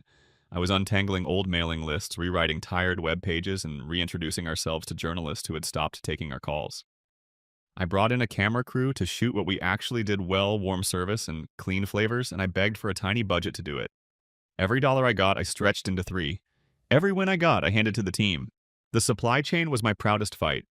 We traded convenience for character Long Island oysters that told you where they had slept the night before, Hudson Valley greens that still snapped when you broke them, small batch vinegar that could lift a dish with one bright drop. It cost more, so I sold the story of why it mattered. Not fancy for fancy's sake. Honest for honesty's sake. When critics started describing our plates as promises kept, I finally exhaled. Home was a different ledger. As my salary climbed, the asks arrived in a tone that made them feel like weather. Could you float a month on the mortgage while we refinance? Could you cover Dad's prescription gap until the new plan kicks in? Could you wire Brandon 5 figures because the program requires an overseas residency and the timing is tight? Could you advance a deposit to hold a new production space while we wait for the bank? I said yes again and again, and because I kept everything neat, no one saw the wait. I set up a recurring transfer that moved $18,000 out of my account each month. 3 years later, that line told the whole story in 6 words: loyal daughter subsidizes the chosen son. I want to be precise here because precision protects me. That $18,000 a month was roughly 40% of my pre-tax income at the time. I could afford it because I earned well. I chose it because I believed we were building the same future. That distinction matters. Generosity becomes exploitation the moment consent is assumed instead of asked. Looking back now, the clues were not subtle, they were simply familiar. There was the time I proposed a loyalty program that rewarded diners with something better than discounts behind-the-scenes classes, small tastings. A note from the pastry chef tucked into the check. Brandon said, "Sounds lovely. Stay in your lane." You do brand. I do business. He said it with a smile as if categorizing me were an act of kindness. There was the week a famous blogger visited and posted what I dreamed of reading. Our food tasted like it was made by people who knew where it came from. I brought the team pastries and framed the article for the office. Brandon skimmed it and said, "Good press. Now let's scale costs down to match the hype before the buzz fades." He called switching back to the national distributor a pivot. He called our farmers a vibe. There were the meetings that began with, "Our executive team will handle this," and ended with me receiving the calendar invite to present without being invited to decide. The first time it happened, I brushed it off as a scheduling glitch. The 5th time, I wrote down a sentence in my notebook and underlined it twice invisible until indispensable. And then there was the dangling equity. Every December, my father would say, "Your ESOP units are coming. Paperwork takes time." Every March, the documents arrived with placeholders where my name should have been. Every July, someone from HR would apologize for the delay and ask me to sign a fresh non-disclosure agreement covering trade secrets, supplier lists, and proprietary prep methods that I had developed. Promise in one hand, pen in the other. I signed because I still believed the promise. Looking back now, I can see the slope I stood on. It was gentle enough to feel flat while I slid. My apartment sat a few blocks south of Aunt Denise's brownstone, where family holidays always felt like a magazine spread. Most nights, I walked home after service with my heels in my hand, letting the city cool me down. On one of those walks, my phone buzzed a late-night request to front a payment for a new executive assistant that would be assigned under my expense profile just for a month. White glove cards, concierge, booking the works. I asked for it in writing. The email arrived. I filed it. I said yes one more time, and I made a note to revisit it when the month ended. 3 months passed, then 6. When I finally called the bank to review the setup, the agent said, "Of course, Ms. Rhodes, you are the guarantor. Would you like to revoke authorization for future charges?" That sentence stayed in my head like a metronome. Would you like to revoke? Not yet, I told myself, not yet. The family narrative made the asks feel holy. We are a unit. We sacrifice together. But we were not sacrificing the same things. I was trading time, money, and sleep. Brandon was trading image for more image. He practiced speeches in the mirror and called it strategy. He called my caution negativity. He called my diligence control, and when I asked him to sit with a farmer for 15 minutes and hear how weather breaks a season, he laughed and said, "That is why I have you." Looking back now, the dynamic was not golden child versus responsible one. It was customer versus supplier. He consumed, and I delivered. I was the service line with a family discount. I kept believing because belief is easier than confrontation when the people involved share your last name. My mother's voice was the softest trap. She would say, "Sammy, your brother is under so much pressure. Help him through this sprint and we can breathe." My father's voice was the firmest. He would say, "One voice at the top." That is how empires avoid confusion. He meant Brandon's voice, of course. He never said mine was unworthy. He did not have to. So I coped how efficient people cope. I got even more organized. I built dashboards for spend and tools for tracking outcomes. I annotated every recurring transfer with a precise memo line mortgage float. Tuition, hold, release, equipment, deposit, emergency travel. I believed validation would follow documentation. That belief would save me later, but it made me a better target in the meantime because people assume the thorough will always be thorough on their behalf. The turning point did not look dramatic. It looked like a subject line at the end of a long week Langston Manhattan tasting menu revisions. I saw the thread noticed my name move to the CC line and kept pushing through deadlines with a plan to circle back. I did not. A family text chain pinged with confetti emojis about Brandon stepping into his destiny. I muted the thread. I told myself to focus on what I could control. And yet the math would not stay quiet. 3 years of $18,000 a month. A total that began with the word 6 and ended with the word 100. A balance of IOUs that never came due because no one had written them down but me. The numbers asked a question I had avoided: if the support is forever, is it still support or has it become structure? Looking back now, the answer is obvious. Then it was blurry. Here is why this part matters. Without understanding the sacrifices, the rest of the story reads like sudden coldness. It was not. It was a slow thaw from a role that had calcified around me. When the cancellation email surfaced and Evan traced its metadata, when the distributor invoices returned like ghosts, when Aunt Denise forwarded a group chat message that celebrated my removal from executive decisions, I did not discover betrayal. I recognized it. Naming it clearly changed the way I moved. I tightened my circle. I scheduled 3 calls. I documented every transfer line by line. I stopped agreeing to new bridge loans and started asking for dates, signatures, and board minutes. I reminded myself that love without boundaries is just a beautiful word for depletion. And as those habits clicked into place, the path ahead stopped feeling like a cliff. It looked like a staircase I had been building in the dark. The first step was seeing the pattern. The next step was catching the hand that kept reaching back into my pocket. The step after that would require evidence, allies, and a plan staged with more patience than anger. That is where the breadcrumb trail begins to turn into certainty. And that is where part 3 picks up the canceled partnership, the forged sign-off, the overheard orders to cut quality because I could spin it, and the exact dollar amounts that proved how far I had been asked to carry other people's choices. So I followed the trail I had been stepping over. Breadcrumbs only feel small until you line them up. The first clue lived in a subject line: Langston Manhattan tasting menu revisions. I had been moved to the carbon copy line on that thread a few days before my father's 60th birthday shareholder party, and I had told myself I would circle back. I did more than circle back. I opened the original message with full headers, exported the entire chain, and sent it to Evan Kim with a single line: "Tell me what is true." Evan called me within the hour. His voice was calm, which is how he sounds when he knows I will not like what he is about to say. The cancellation email, he explained, had my sign-off block pasted under a paragraph Brandon wrote. The revision history on the attached PDF listed Brandon as the author. The timestamps drifted by 1 hour from my device settings. Even the document properties, the part most people never think to check, showed his laptop as the origin. "You did not approve this," he said. He used your name to make the fallout look like it came from you. That one sentence changed the weight of the room I was standing in. It stopped feeling like air and started feeling like water. Then procurement pinged me about an optimization. 2 purchase orders had been issued to the national distributor we had replaced the year before. Shelf-stable sauces, a lemon-flavored powder that pretends to be zest, generic oils by the drum. I asked for the written approval. The reply came back fast. Brandon has authorized a limited test to reduce costs while maintaining quality. I read that line 3 times and could not find the quality. I did not argue. I pulled invoices from the last quarter and laid them next to our vendor contracts.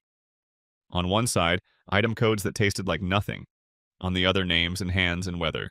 The savings column could not explain what the loss column erased. It did not even try. The next breadcrumb was sound. Weeks earlier, we had posted clear notices at entrances and in the prep hallway that audio and video recording is in use for safety. Most people stopped seeing the signs after a day. I did not. I opened the Ring app and scrubbed through timestamps. A meeting near the line popped on screen. Brandon stood with 2 managers. The audio is not cinematic. Kitchen mics never are. But I heard him plainly when he said, "We are cutting boutique suppliers. Quality is perception. Sam can sell it." My stomach fell the way it does when an elevator drops half a floor before it catches itself. I needed something outside the building. It arrived from family the way trouble often does. Aunt Denise forwarded me a screenshot from a private text thread she meant to send me photos of centerpieces. Not that.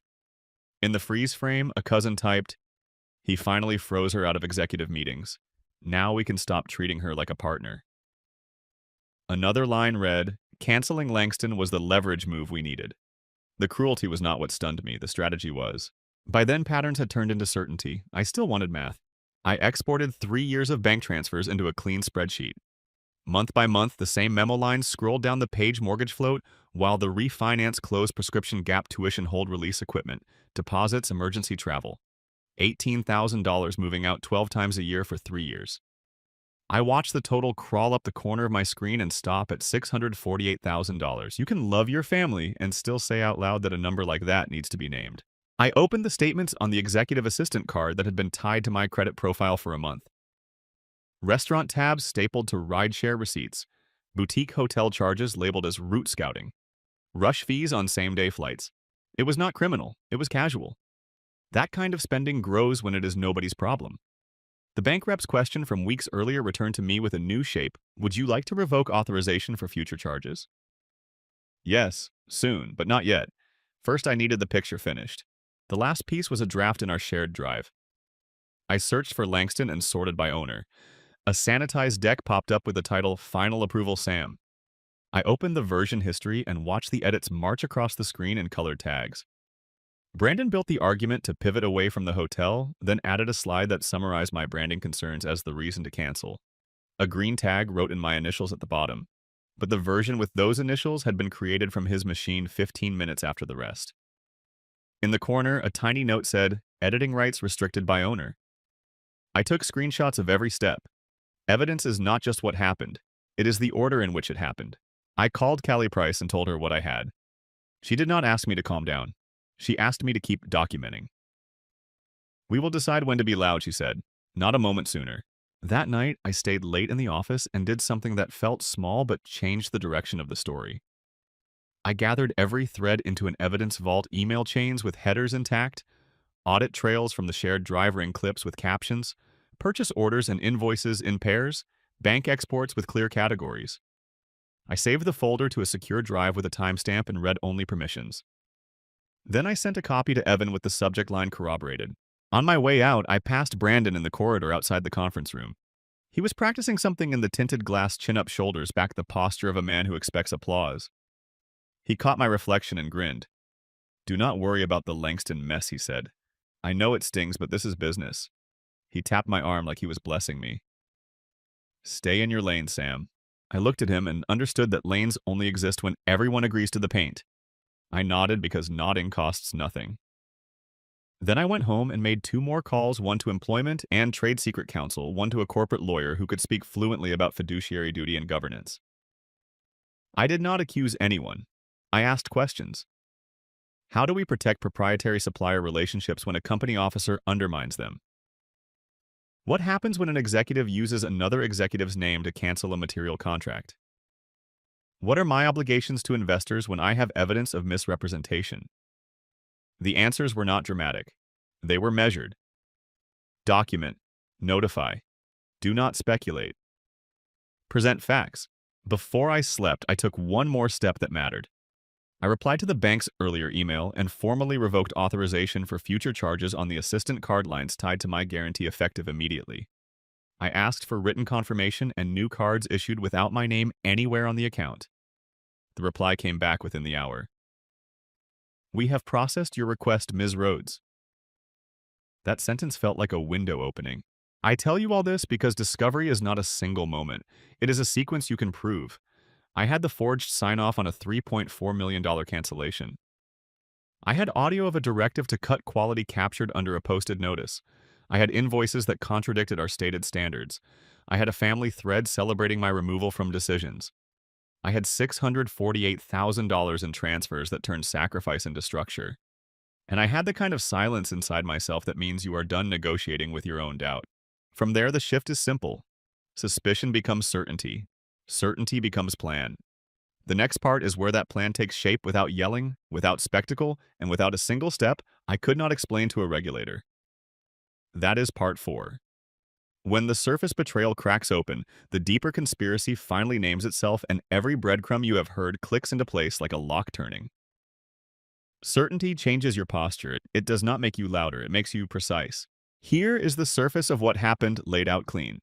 3 days before my father's 60th birthday shareholder party, an email left Brandon's laptop canceling the Langston Manhattan partnership I had cultivated for 6 months.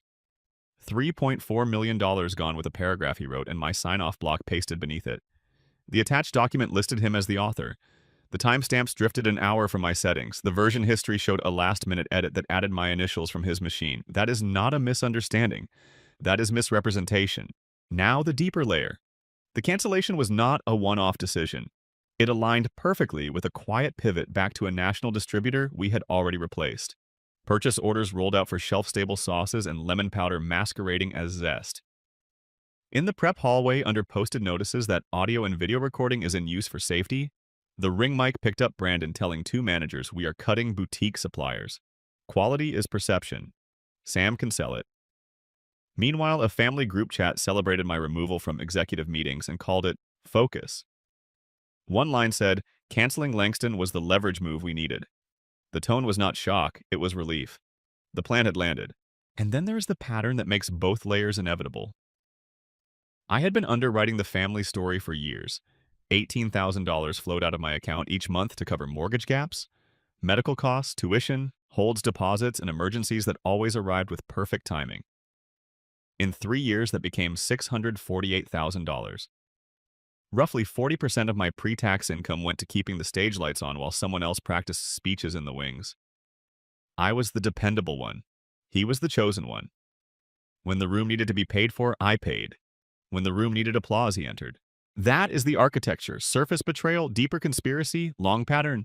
The moment it all aligned did not look like a courtroom. It looked like a birthday party. We threw it at one of our spaces dressed to feel like home. Edison bulbs glowed under pressed tin. Vases breathed peonies and rosemary. Lemon tarts settled their sugar crust in the cool air. Through the skylight, the late summer sky held a pure coin of blue that refused to dim. The room buzzed with relatives and investors, and people who always arrive early to touch the future first. My father stood with a satisfied tilt to his shoulders. My mother checked the angles of the favors. The way she has checked my hair before every photo since childhood, and Brandon wore a watch face so reflective it threw tiny stars on the ceiling. I remember holding a flute of champagne and noticing the condensation gather and slide like a single tear. Everything felt too sharp. The metal chairs, the laughter echo, the way the clink of cutlery sounded like rain on a tin roof. Sensory overload happens when your brain runs out of places to file what it knows. When the announcement came, our family is proud to name Brandon Chief Executive Officer, people clapped, because clapping is easier than thinking. Brandon hugged my parents, then me. He leaned in and said it softly like a kindness. Stay in your lane, Sam. I smiled because I have good manners. Then I walked into the service corridor and leaned my back against a wall that was cooler than the room and counted the screws holding a strip of molding in place. 12 tiny circles. 12 anchors. Everything stays up because something small and serious holds it there. That was the symbol I needed.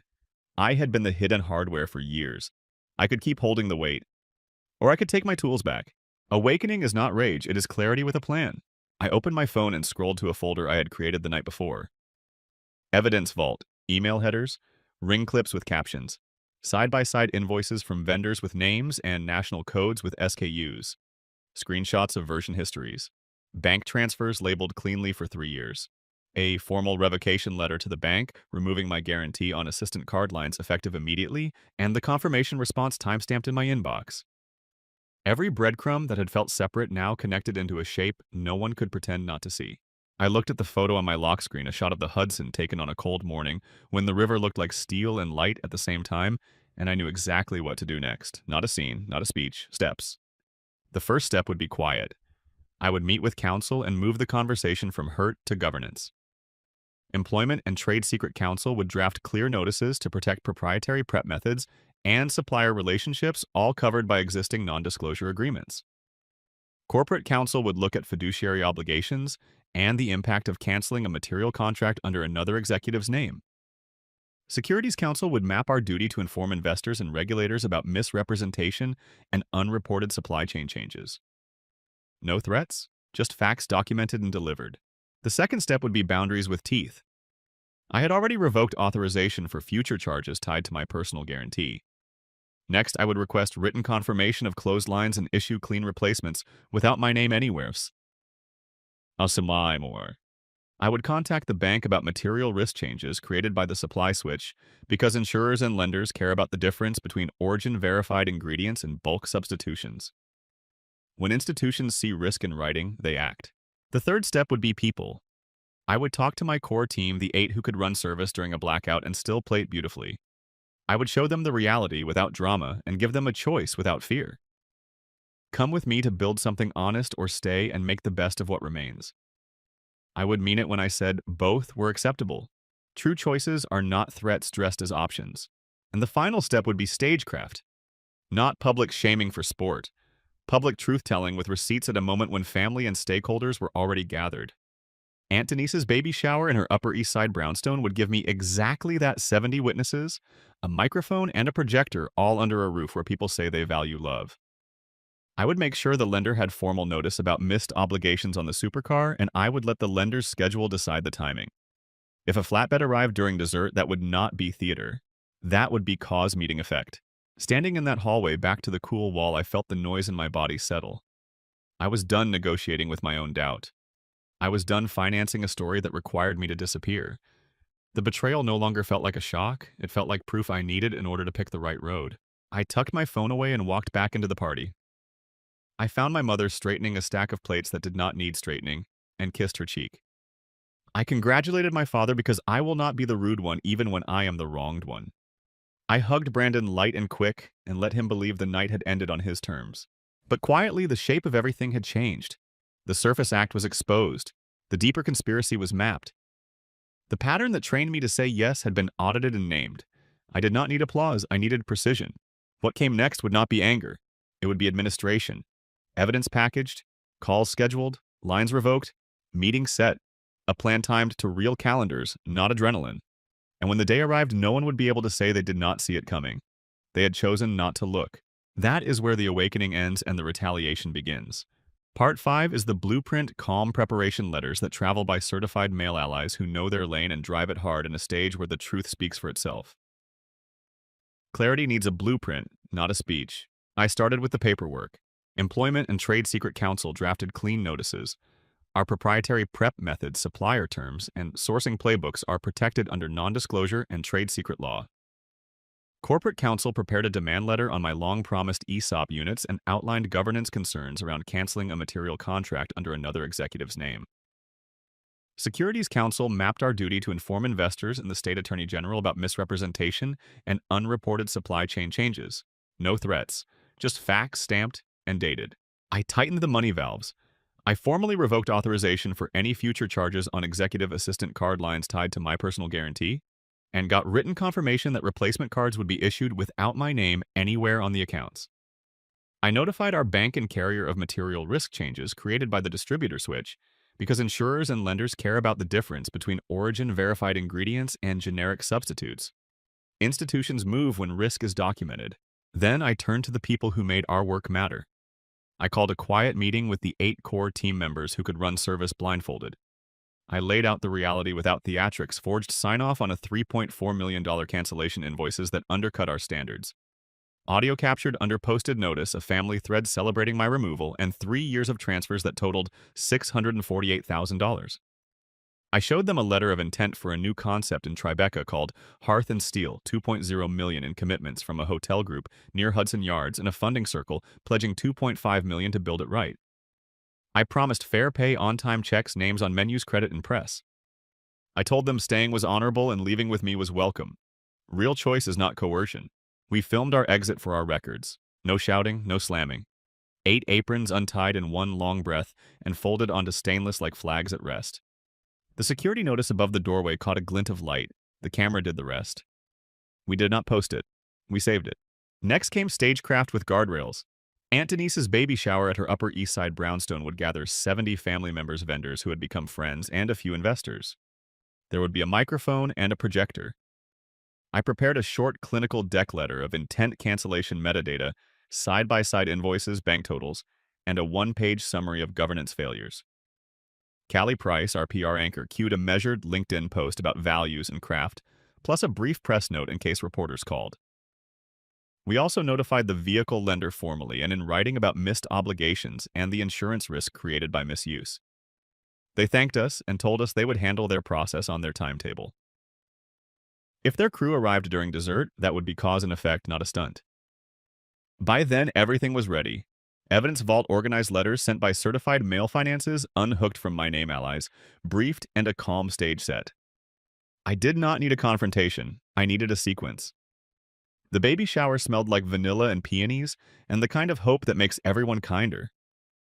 When Aunt Denise tapped her glass, I took the microphone. I kept my voice even. By Sunday night, I said an asset that does not belong to my brother will be in the lender's custody. By Tuesday morning, our board will meet in an emergency session. That sounds dramatic for a baby shower. It is not drama. It is housekeeping, and family should hear the truth in the room where love is supposed to live. Slide 1, Hearth and Steel letter of intent for $2.0 million in commitments. Slide 2, the Langston partnership, $3.4 million canceled. Metadata tracing authorship to Brandon with my sign-off copied underneath. Slide 3, 3 years of transfers, $18,000 a month, $648,000 in total.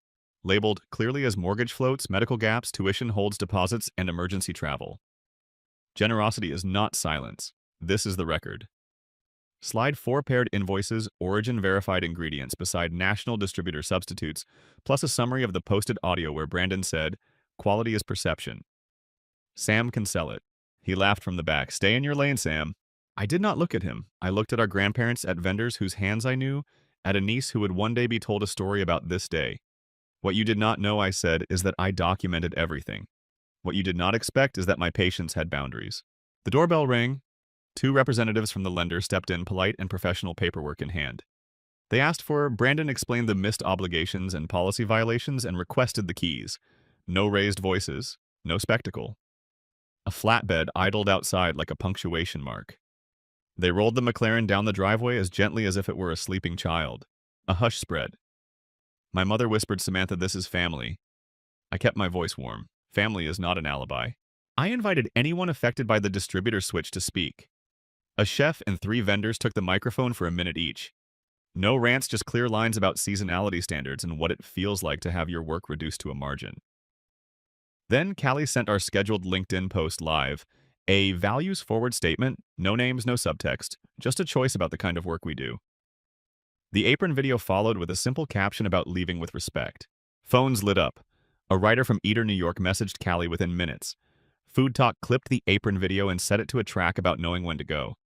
On Monday, our counsel delivered the cease and desist letter on trade secrets and supplier relationships, the ESOP demand letter and notifications to the State Attorney General and the relevant securities office documenting misrepresentation to investors and unreported supply chain changes. On Tuesday, the board convened. Brandon was suspended pending an independent review. An interim CEO stepped in. I did not attend the vote. I was at a tasting with our new team, dialing in a glaze until it landed like sunlight on steel. My parents asked to meet. I sent a brief note, I love you. I am not available to discuss this. Please direct company matters to counsel. That is dignity, that is distance. The aftermath looked quiet from the outside.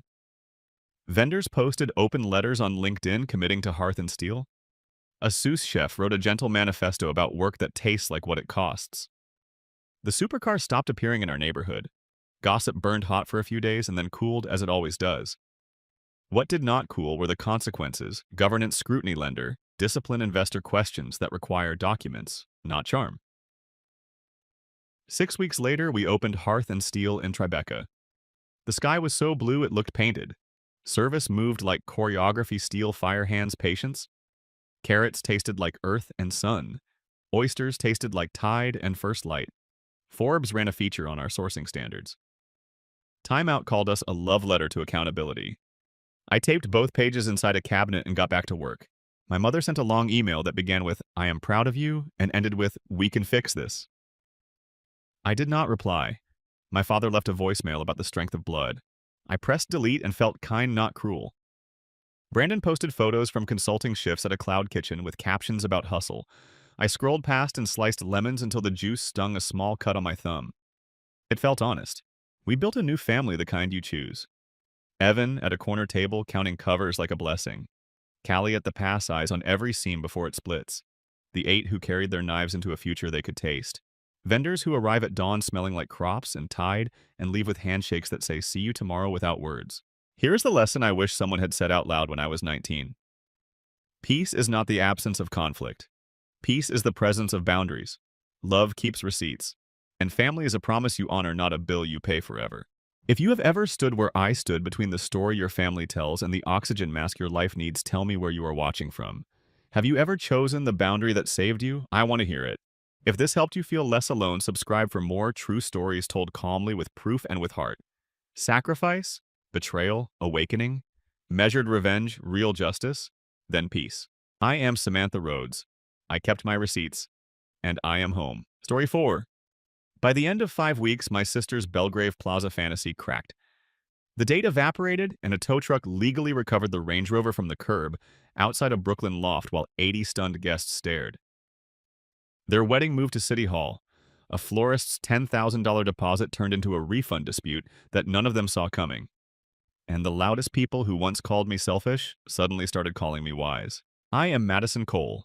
I am 32, a VP of marketing in New York City with total compensation around $620,000 a year. Translation: I plan for a living. I read contracts for sport. I build launch calendars that do not miss. At home, though, I have always been the responsible one, the daughter who pays her own way while the golden child is told the world will open for her if she just believes. If you have ever been the family ATM with a smile and a pulse, tell me where you are watching from. I want to see how far this pattern reaches. I used to think betrayal meant someone forgot a birthday or bailed on a promise. I did not imagine betrayal would arrive as a $320,000 wedding contract carrying my breathless forged signature on the last page and an initial payment of $22,000 due in 3 days. What they did not know was that I keep records like a surgeon keeps instruments. I had already started a ledger. I had already learned to save everything. And I had already lined up the kind of help that moves quietly and hits hard. Let me set the scene before this unravels. I live on the Upper East Side. My office faces the river. My calendar is color-coded because it has to be. I grew up in a house where I was the plan and my sister Tiffany was the promise. She is 29 and magnetic. I was raised on phrases like family takes care of family and do not make your sister feel small. I believed those lines until those lines were used to write checks from my life to hers. I will plant a few hints here and I will pay each of them off later. Hint 1, my ledger: 3 years of transfers and emergencies and last-minute rescues totaling $180,000. Dates, amounts, reasons. No drama, just data. Hint 2, a group chat called Family Logistics that sounds harmless and feels like a trapdoor. The tone in there is everything. Hint 3, a voicemail my mother did not know she left a soft sentence about signing something for me to save time. I did not even know it was on my phone until I went looking. I will get to that. I do not play the martyr. I am not perfect. I can be blunt. I can be efficient to the point of annoying. I am also the person who booked flights when a cousin broke her ankle, who wired rent when someone was short, who sent grocery gift cards without asking for a parade. If that sounds familiar, you already feel the tension at the center of the story. The helpful one is expected to keep helping. The moment she stops, she is recast as cold. Professionally, I move through a world where facts win. Budgets in black and white, milestones hit or missed. That is why this hit me the way it did. On a Tuesday, I was approving a media plan. On Wednesday, I was holding a heavy envelope from Belgrave Plaza, reading an addendum that said in place of parental contributions, Madison C. will assume the initial $22,000 within 3 days to hold the date. My name, my responsibility, my signature that was not mine. If you have ever stared at a page and felt the world tilt, the physical part of this, your mouth goes dry. The room is quiet, but your heartbeat is the loudest thing in it. Then your training kicks in. You shift from shock to steps. That is where I live, in the steps. Before the first call, I made tea. I opened a fresh folder on my laptop and named it Belgrave Evidence. I took careful photos of every page next to my ID. I compared the forged signature to my real one and noted the tiny tells, the lopsided angle on the D in Madison, the timid loop on the S.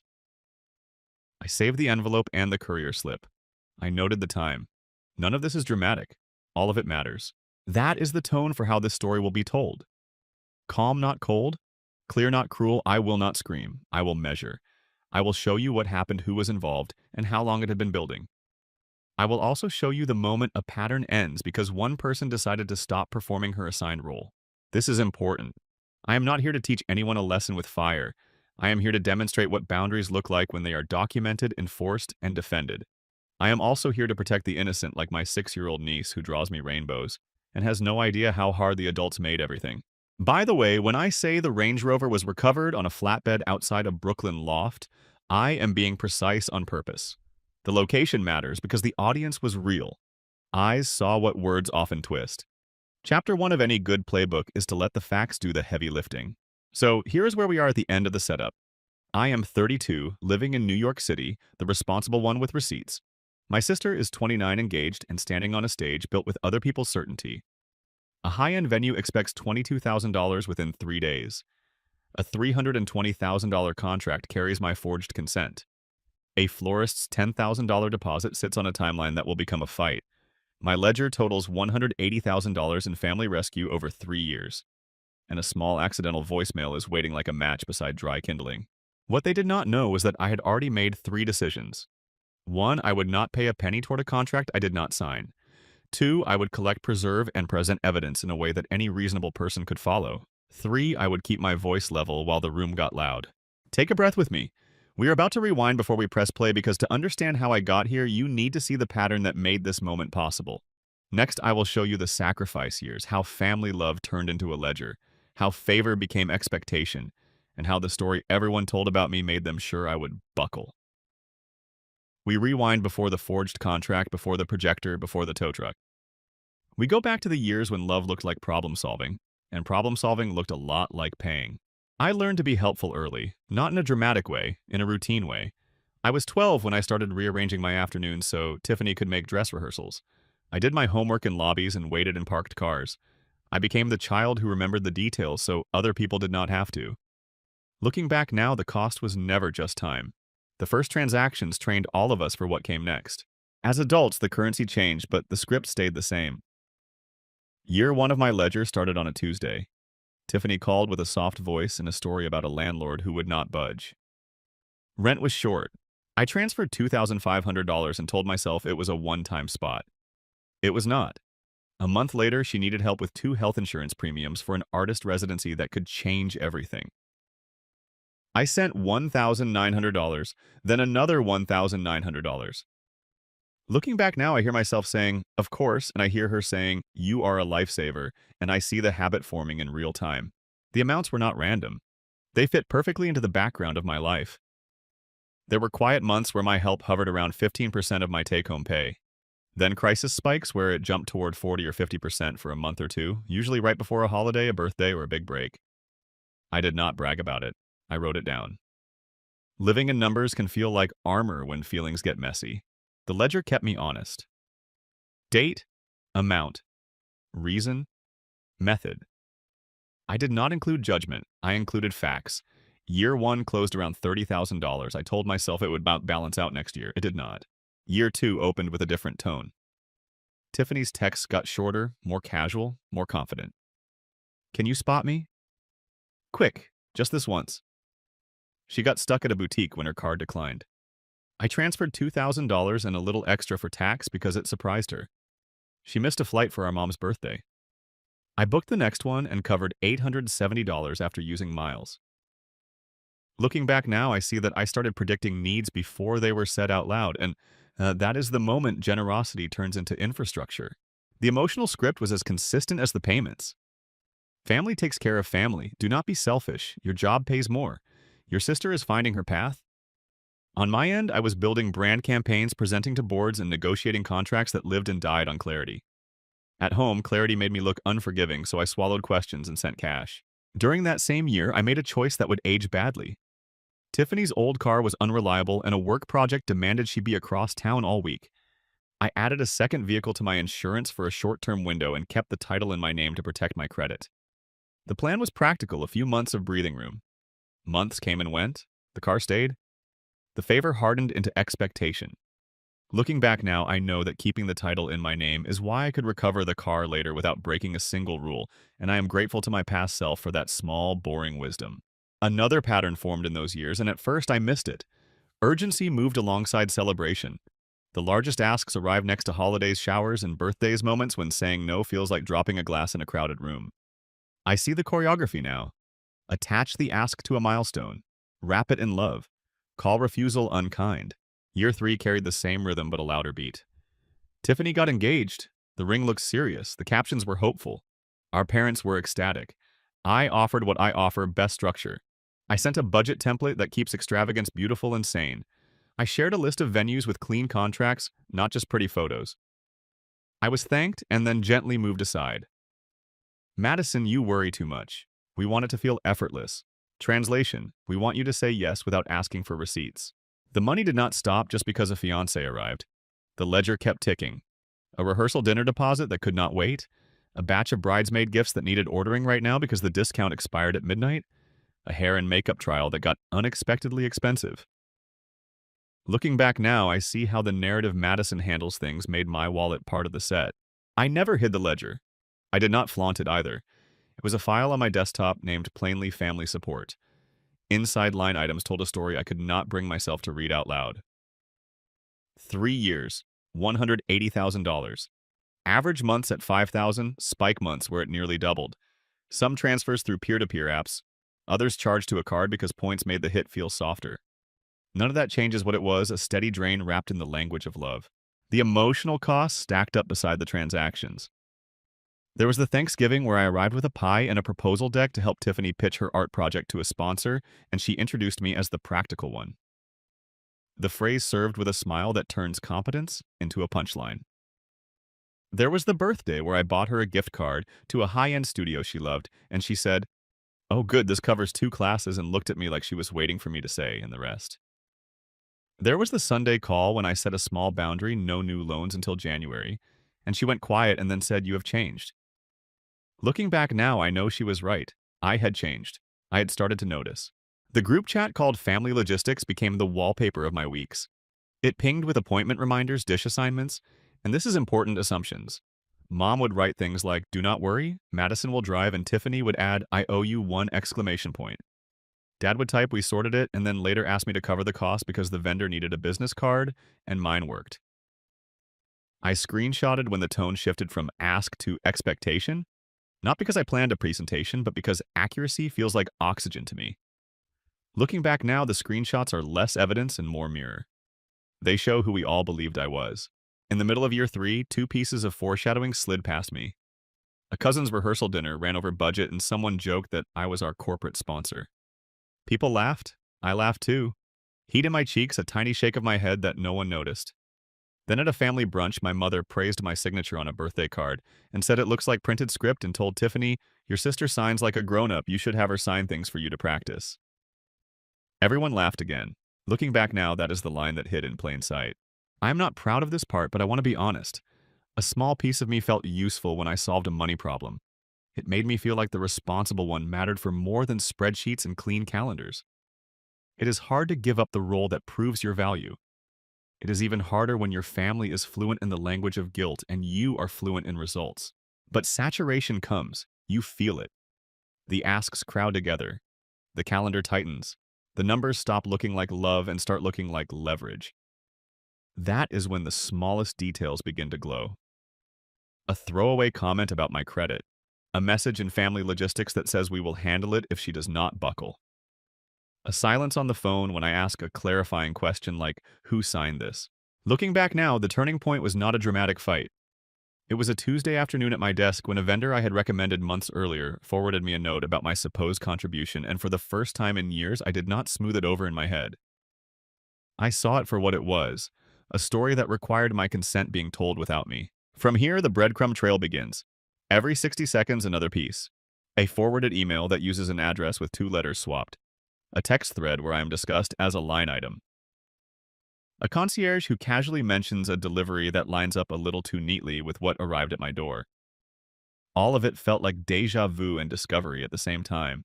Before we get to the package, the heavy envelope from Belgrave Plaza, the one that changed everything, there is one last piece of the pattern you need to see.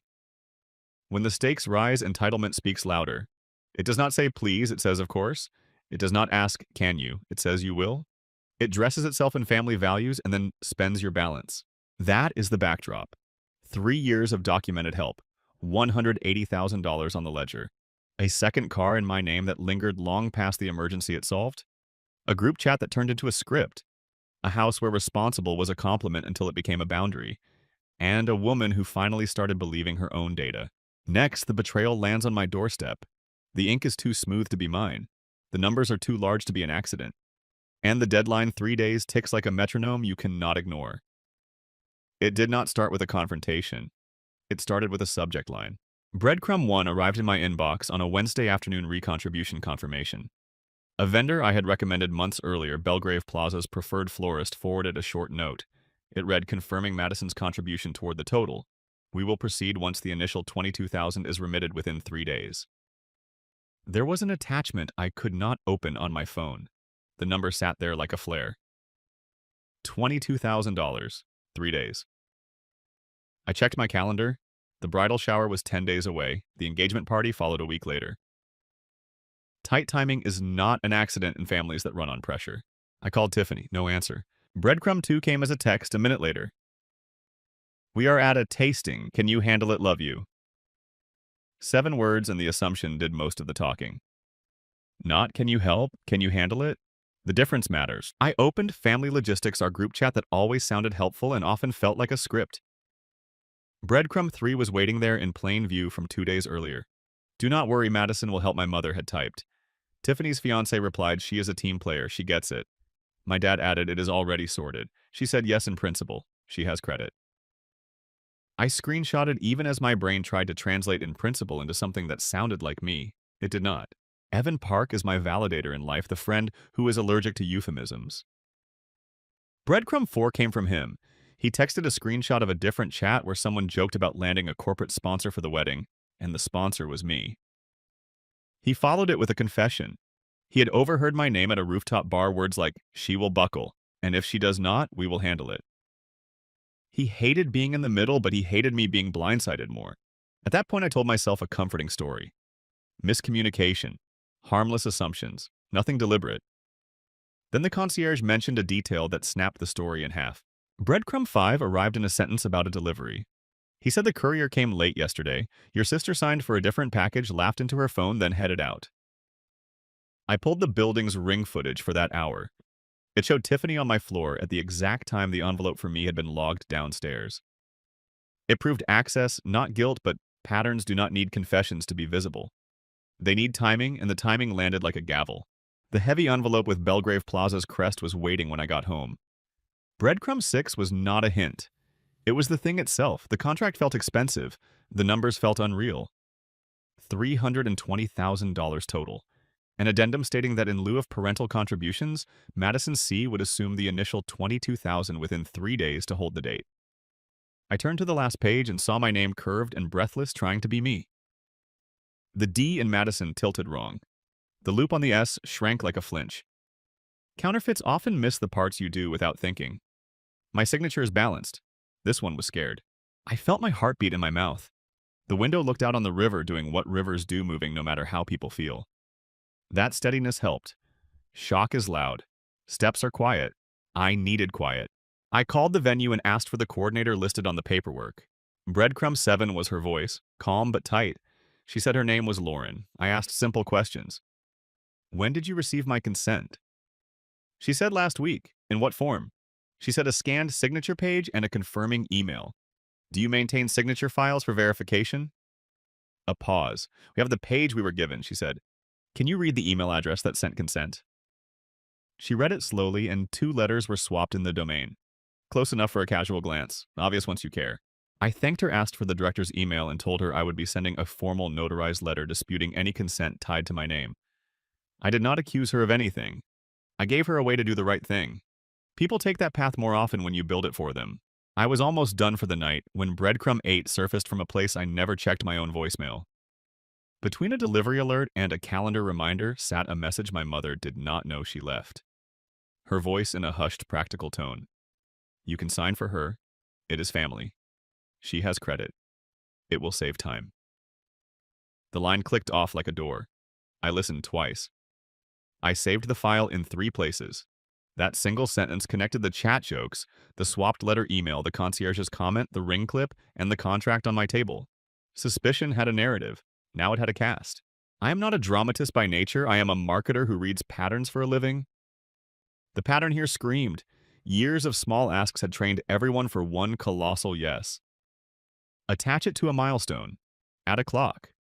Assume the responsible one will not risk being called selfish 10 days before a shower and 3 weeks before an engagement party. This is the part where someone else might throw a plate. I made tea. I opened a clean folder and named it Belgrave Evidence. I photographed every page beside my ID, making sure the lighting was even and the angles were straight. I wrote a short timeline in a document with times and sources. I placed my real signature on lined paper next to the forged one and captured them in a single frame. I exported the family logistics chat, preserved the metadata, and saved the concierge's note as a dated email to myself so the timestamp would hold. One last breadcrumb arrived as I lined up files on my desktop. An email from the florist, the first vendor to reach out, included a standard clause I had skimmed earlier, and now read with new eyes. Deposits are non-refundable once placed. Disputes are reviewed within 30 days. That one line foreshadowed a fight I did not know I would have to watch from a distance. It also confirmed something essential. Money was already moving around this story, and my name was the lever. By the time the clock rolled past midnight, the fog had lifted. This was not a misunderstanding. This was a plan. And plans can be unwound when you respect the order of operations. I took a breath and said out loud to an empty room, I am not paying a penny on a signature that is not mine. Saying it matters. It turns an intention into a boundary. From here, the trail does not get softer. It gets clear. Next comes the awakening, the 3-layer reveal of what happened, who was involved, and how long it had been engineered, and the exact moment the power dynamic shifted without a single raised voice. We are going to hold the line, move the process forward, and let the facts do the heavy lifting. I went to sleep with a sentence in my mouth. I am not paying a penny on a signature that is not mine. I woke up before dawn to a city still half asleep, the river moving like it always does, the sky a flat blue. You get right before the sun decides. That quiet let the picture snap into focus. First layer, the surface betrayal. No poetry required. Someone put my name on a $320,000 wedding contract and scheduled an initial $22,000 due in 3 days. The signature at the bottom tried to wear my handwriting like a borrowed dress. The D in Madison leaned the wrong way. The S in the last name pulled tight like it did not trust itself. My name was on paper, my consent was not. Second layer, the deeper conspiracy. It was not a single bad impulse, it was a coordinated nudge dressed as normal. A group chat where my yes was assumed, a swapped letter email address that could trick a tired coordinator, a voicemail from my mother that said softly, "You can sign for her. It is family. She has credit. It will save time." A concierge's offhand comment that my sister had been on my floor when the package was logged downstairs. A vendor clause about non-refundable deposits reviewed within 30 days. Add Evan's screenshot of the corporate sponsor joke, and you have a network of assumptions acting like policy. It felt less like a mistake and more like a project plan, and I could see the Gantt chart in my mind. Tasting shower engagement party contract locked, Madison buckles, everyone claps. Third layer, pattern recognition. This had been rehearsed for years in smaller, softer ways. A rent wire here, a last-minute flight there. The second car in my name that was supposed to be temporary and quietly became permanent. $180,000 over 3 years spread across months where my help floated near 15% of take-home and spike months where it scraped toward 40 or 50. The story everyone told about me Madison handles it had become the foundation for the Zig Ask. You do not jump from zero to $320,000, you train for it. I stood at the window and cataloged the room so I would remember this exact turn. The faint hum of the fridge, the thin ribbon of traffic on the FDR, the heavyweight paper of the contract curled slightly at the corner, the smell of black tea strong and a little bitter because I let it sit too long. Outside, a cyclist cut across the crosswalk against the light, confident no one would hit him. The detail that stuck, though, was the sky. It stayed blue and different, as if to say the world does not tilt just because you finally saw the angle. Your job is to respond, not to perform. This is the moment I stopped being the protagonist of other people's plan. I pulled everything I had collected into a single clean timeline so anyone could follow it without me explaining. The florist's email with the phrase non-refundable once placed disputes reviewed within 30 days. The family logistics thread, where in principle and she has credit tried to pass for consent. The concierge's note resent to myself so the timestamp would hold. The ring clip confirming access and timing. The swapped letter email address read back to me by Lauren, the coordinator, who was trying not to panic. The forged signature beside my real one on lined paper photographed in the same light. The voicemail from my mother transcribed and saved in 3 places. The calendar showing the bridal shower in 10 days and the engagement party a week after that. And the line I wrote in bold at the top so I could not forget my own decision boundary set. No payment, all communication through counsel. When people tell you that betrayal blindsides them sometimes, what they mean is that they did not want to see. I had not wanted to see. It is easier to call a pattern complicated than to admit it is predictable. Now that I was looking straight at it, the logic was almost elegant. Tie the money to milestones so saying no feels like canceling love. Add a countdown clock so refusal looks like sabotage. Hide behind the warm blanket of family and ask the one with systems to ignore her systems. The plan relied on me being who I used to be. I am a marketer. I respect pressure because I know how it moves people. I also know how to neutralize it. You widen the frame, you change the tempo, you get the facts out of the shadows and onto a screen where the room can see them. And you do it with a tone that makes reasonable people nod. That is when a different picture quietly came into focus. Not vengeance, not chaos. A measured sequence that would stand in any meeting with any adult in the room. I wrote the steps in present tense so I would execute them without flinching. File an identity theft report with the Federal Trade Commission. Place a 1-year fraud alert with each credit bureau, immediately then extend to 7 years once the police report is filed. Freeze credit indefinitely until I lift it. Preserve all digital evidence with metadata intact. Schedule the handwriting expert. Ask the venue to route all issues to their director and freeze any action tied to my name pending fraud review. Notify my HR legal liaison so workplace gossip cannot beat the facts. Document every call and every promise in the same timeline so nothing gets lost. And yes, when the time is right, make the truth visible to the exact audience that had been trained to misunderstand it. I did not hit send on anything yet. Part of awakening is timing. You do not swing to feel strong. You place your weight where it forces the right shift. I sat back down and replayed in order every breadcrumb that brought me here, not to torture myself, but to confirm there were no gaps. The florist's forwarded email naming my contribution and that opening sum due in 3 days. Tiffany's text, "Can you handle it, love you." Family logistics, do not worry, Madison will help. She said yes in principle. She has credit. Evan's quiet warning, she will buckle, and if she does not, we will handle it. The concierge's memory of my sister on my floor when the package was logged. The heavy envelope itself with a forged consent at the back. Lauren's voice reading the almost my email like she wished it were nothing. My mother's voicemail, a sentence that tried to baptize forgery in family language. The vendor clause about non-refundable deposits and 30-day reviews that explained the refund dispute I would watch from a distance later. The calendar math that proved pressure was a feature, not a bug. Everything aligned. No piece stood alone, each one touched another. That is the difference between suspicion and certainty. Suspicion is a feeling, certainty is a map. The last thing I checked before moving was my own posture.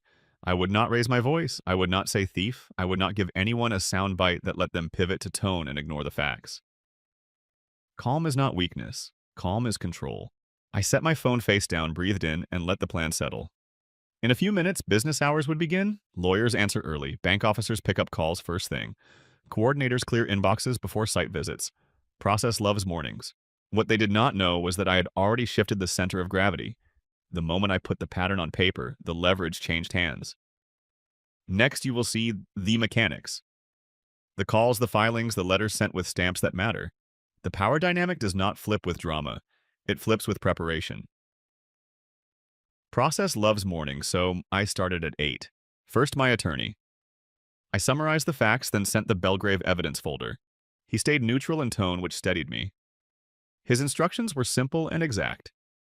File an identity theft report with the Federal Trade Commission. File a police report and get a case number. Place a 1-year fraud alert with each credit bureau immediately and prepare to extend it to 7 years once the report is logged.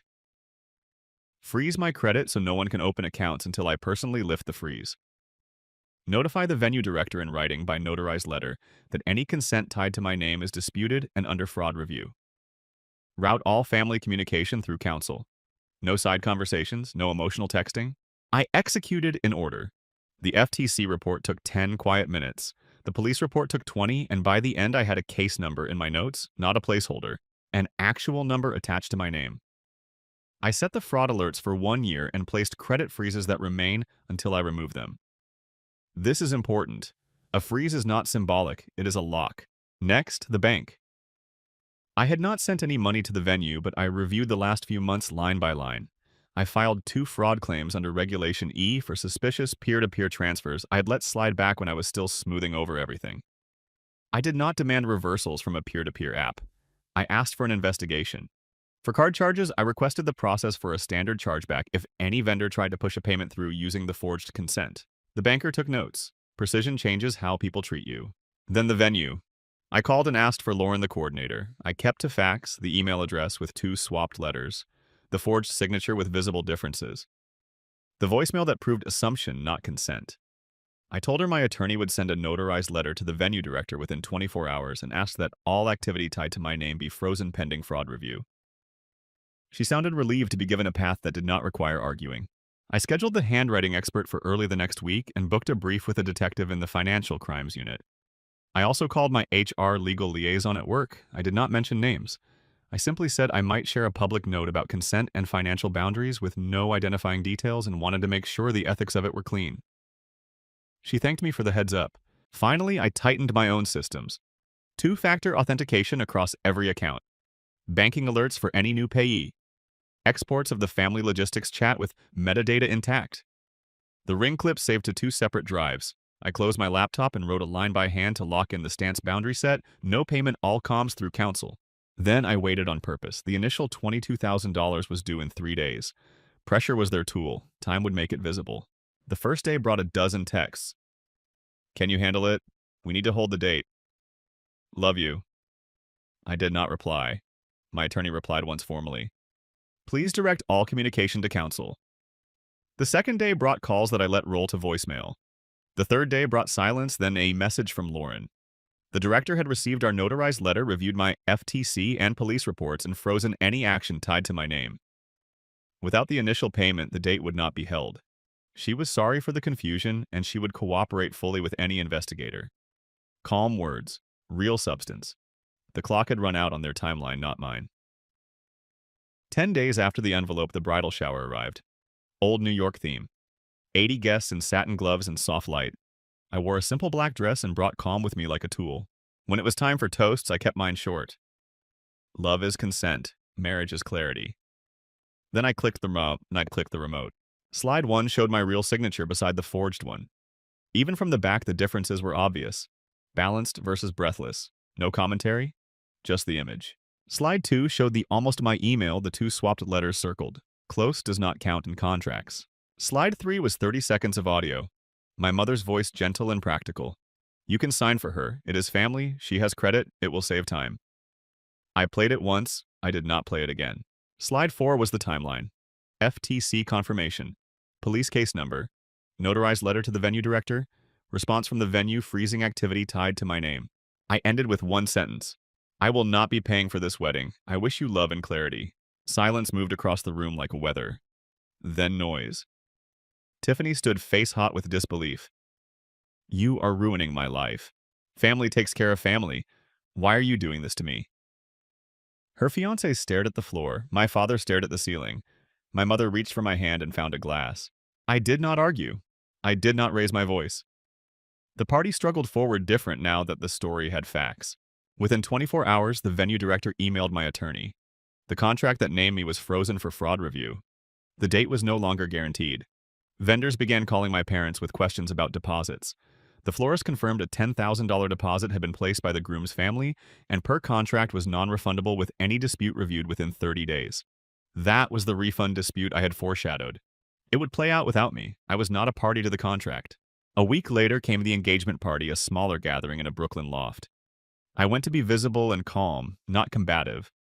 Outside on the curb, the Range Rover that had been in my name for 2 years sat in a legal gray that was not gray at all. I had the title, I had the proof, I had an appointment. An asset recovery truck pulled up exactly on time. The driver confirmed my identification and my attorney's letter authorizing retrieval.